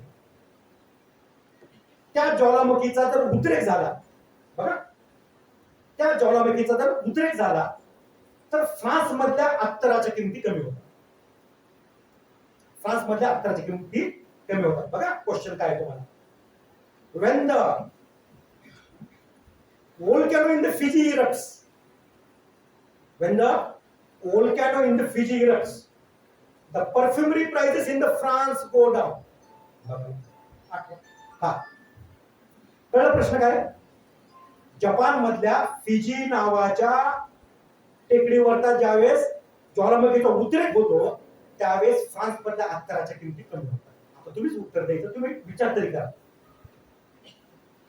प्रश्न कळला सगळ्यांना कळला प्रश्न तुम्ही म्हणता हे काय केमिस्ट्रीचा नाही कोणा जनरल प्रश्न हा आता काय करायचं बघा असे प्रश्न आहेत नेक्स्ट अर्धा रिएजंटचा अर्धा रिएक्शनचा आता काय संबंध आहे त्याचा त्या ज्वालामुखीचा काय संबंध आहे अत्तराशी तरी पण तुम्ही विचार करा मी तुम्हाला सांगतो विचार करण्याची पद्धत काय असते मी 20 वेळा मी का पास झालो विचार करण्याची पद्धत माझी हा तुम्हाला मी सांगतो काय करा नंबर 1 तुम्ही काय करा ब्रेन स्टॉर्मिंग जे करत नाही ना ब्रेन स्टॉर्मिंग म्हणजे काय विचार विचार विचार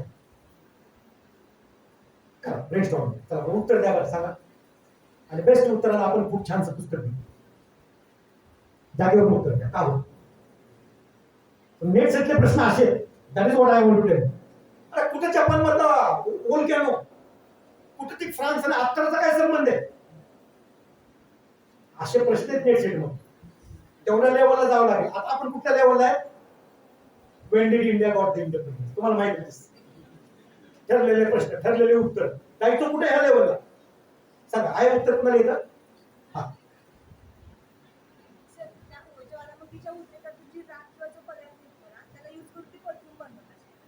खूप छान उत्तर दिले विद्यार्थी काय आवाज ती काय म्हणते की ज्वालामुखीपासून जी राख तयार होते त्याच्यापासून परफ्यूम तयार करणं उत्तर चुकीचं आहे तुम्ही दिलं त्यामुळे अप्रिशिएशन तुमचं केलं बरोबर काय ते उत्तर नाही आणखी द्या उत्तर ट्राय करा पण very good this is brainstorming आणखी काय उत्तर आउट ऑफ बॉक्स थिंकिंग काय शेवटचे विद्यार्थी विचार करा तुम्हाला जमेल definitely out of box thinking generation of ideas नाही करत ना वर्गामध्ये आपण when did India got the independence वर्गात तिथेच आहे हा ट्राय करा काही विचार करा ना असं करतच आपली हायर ऑर्डर थिंकिंग डेव्हलप होणार आहे. आणि सर हे लागते नेक्स्ट पास व्हायला, हाय ऑर्डर थिंकिंग. बरोबर आहे मॅडम? ते कुठे जातात? Wien did India got independence? रट्टा मार, पाठ कर.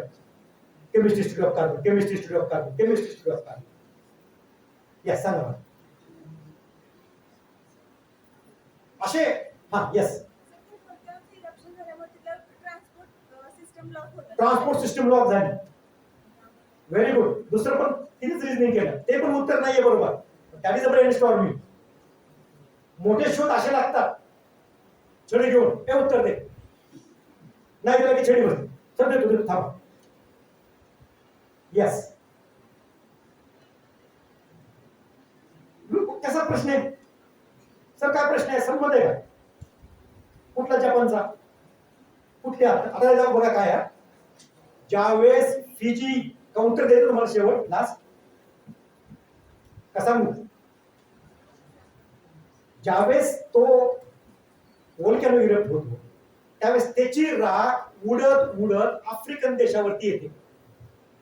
त्याच्यामध्ये केनिया देश पण समाविष्ट आहे. केनियामध्ये खूप मोठ्या प्रमाणावरती गुलाबाची शेती केली जाते. ही राख त्या शेतावरती पडते. याच्यामध्ये आयर्न जास्त असतो, त्यामुळे शेतीला ऑटोमॅटिकली हाय फर्टिलायझर आयर्न मिळतं.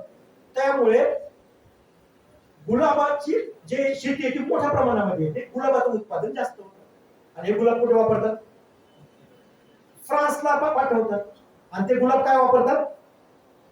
परफ्यूम करण्यासाठी वापरतात. आता मला सांगा, जर ते गुलाबाचं उत्पन्न जास्त झालं तर किंमत काय होईल? कमी होईल. ऑटोमॅटिकली परफ्यूमची प्राइस काय होईल? कमी होईल. That is the level of net set.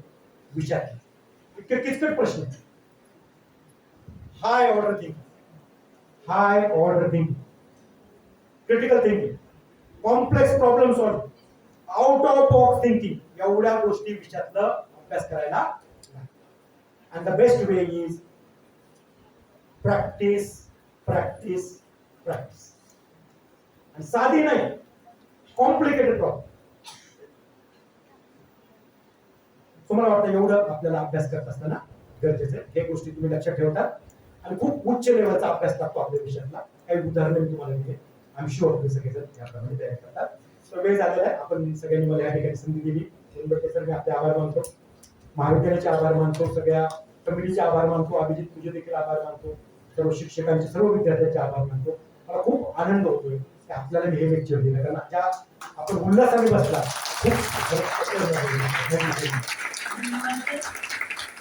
तुमच्या ढोबळ मार्गदर्शनाचा फायदा नक्कीच आमचे विद्यार्थी करून घेतील.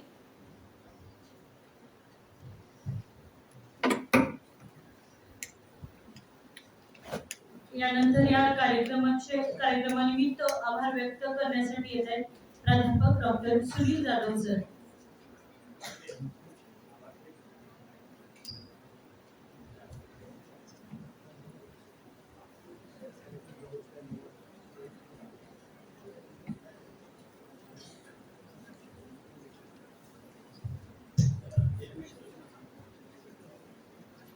आभाराच्या आधी एक सूचना सांगतो. सॉरी, थोड्या आभाराच्या मध्येच नाही तर मी सूचना देते तुम्हाला. व्हॉट्सअप ग्रुप मध्ये तुमच्या ग्रुपला फीडबॅकची लिंक आली आहे. तो फीडबॅक म्हणजे तुमचा अटेंडन्स पण आहे. त्याचं QR कोड उद्यापासून वर्गात 8 to 18 मध्ये होईल. 11 ते 12:30 या वेळी. विषय तुम्हाला वेळापत्रक दिलेला आहे. त्यातले एखादा दिवस खालवर लोकांचे ऍडजस्टमेंट होऊन जाईल, पण रोज 11 ते 12:30 या वेळेमध्ये तिथं 8 to 18 मध्ये होईल. शिक्षक येऊन त्यांचे काम चालू करतील. हीच सेम फीडबॅक लिंक, हीच तुमची हजेरी आहे, डिपार्टमेंट वाईज आहे. ती रोज लेक्चर संपलं की फीडबॅक आपण भरायचा आहे आणि ते तुमचा अटेंडन्स पण असेल. ठीक आहे. आज तुमच्याकडे लिंक आल्या, आभार झाल्यानंतर तुम्ही ती लिंक भरून आजची हजेरी तुमची लावायची आहे. रोजच्या रोज तुमच्या डिपार्टमेंटला कम्युनिकेट केलं. नमस्कार. शैक्षणिक वर्ष 2021-22 च्या नेटसेट मार्गदर्शन वर्गाच्या या उद्घाटन समारंभाचे प्रमुख पाहुणे सन्माननीय डॉक्टर गजानन राशीनकर सर, या कार्यक्रमाचे अध्यक्ष महाविद्यालयाचे प्राचार्य डॉक्टर मोहन राजमाने साहेब, या नेटसेट मार्गदर्शन वर्गाचे समन्वयक डॉक्टर वनबट्टे सर, आपण यशस्वी विद्यार्थी आणि प्राध्यापक बंधू भगिनी, त्याचबरोबर इथे उपस्थित असलेले महाविद्यालयाचे सर्व प्राध्यापक आणि आपण सर्व विद्यार्थी या कार्यक्रमाचं आभार मानण्याचं काम माझ्याकडे आलेलं आहे. सर्वात प्रथम मी या कार्यक्रमाचे प्रमुख पाहुणे आणि त्यांनी आपल्याला मार्गदर्शन केलं. खरं तर ही 12 आणि 1 ची वेळ खरं ऐकण्याच्या मनस्थितीची नसते आणि उन्हाळ्याचे दिवस आहेत, पण अतिशय लाईव्हली असं हे मार्गदर्शन होतं. सुरुवातीपासून शेवटपर्यंत सगळेजण अटेंटिव्ह होते, त्यामुळं अतिशय चांगल्या पद्धतीचं मार्गदर्शन आपण केलेलं आहे. आपलं लक्ष मागल्या बेंचेस वरती जास्त होतं, कारण तत्कालीन राष्ट्रपती APJ अब्दुल कलाम साहेबांनी सांगितलं होतं की खरं नॉलेज, खरं टॅलेंट हे मागच्या बेंच वरती असतं. त्यामुळे सरांचं जास्त लक्ष मागच्या बेंचेस वरती होतं.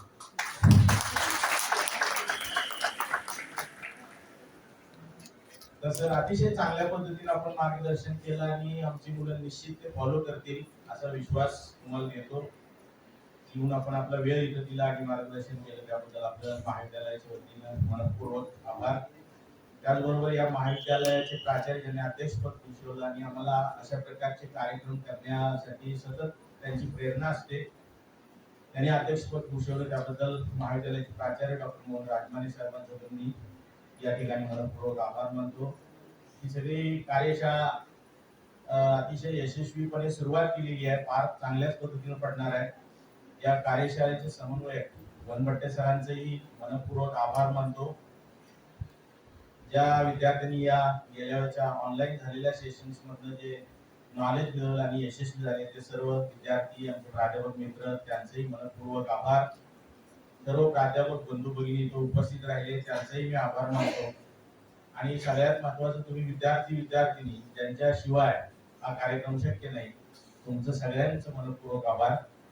मी वनबट्टे सरांना आणि पाटील मॅडम विनंती करतो की त्यांनी राशीनकर सरांना आभाराचे पत्र द्यावं.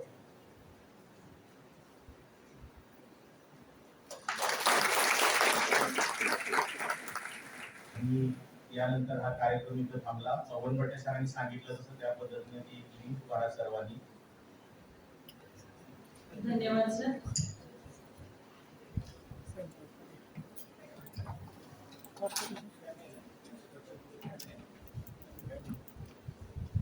संयोजकांच्या परवानगीनं हा समारंभ संपलेला आहे. सर्वांनी शांततेत बाहेर पडावं.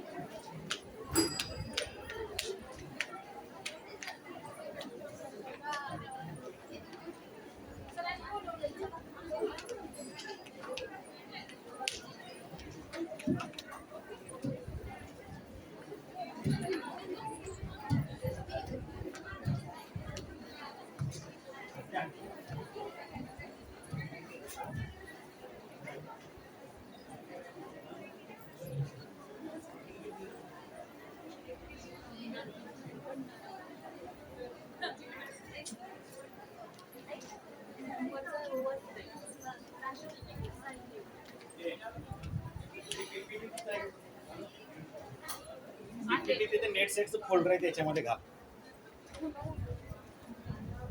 त्याला सर बोले ना एक्झामचे लेक्चर सुरू होणार आहे, ते कधी होणार सुरू? चालूच आहे. नाही आता ते दुसरे लेक्चर होणार ना सिरियसली?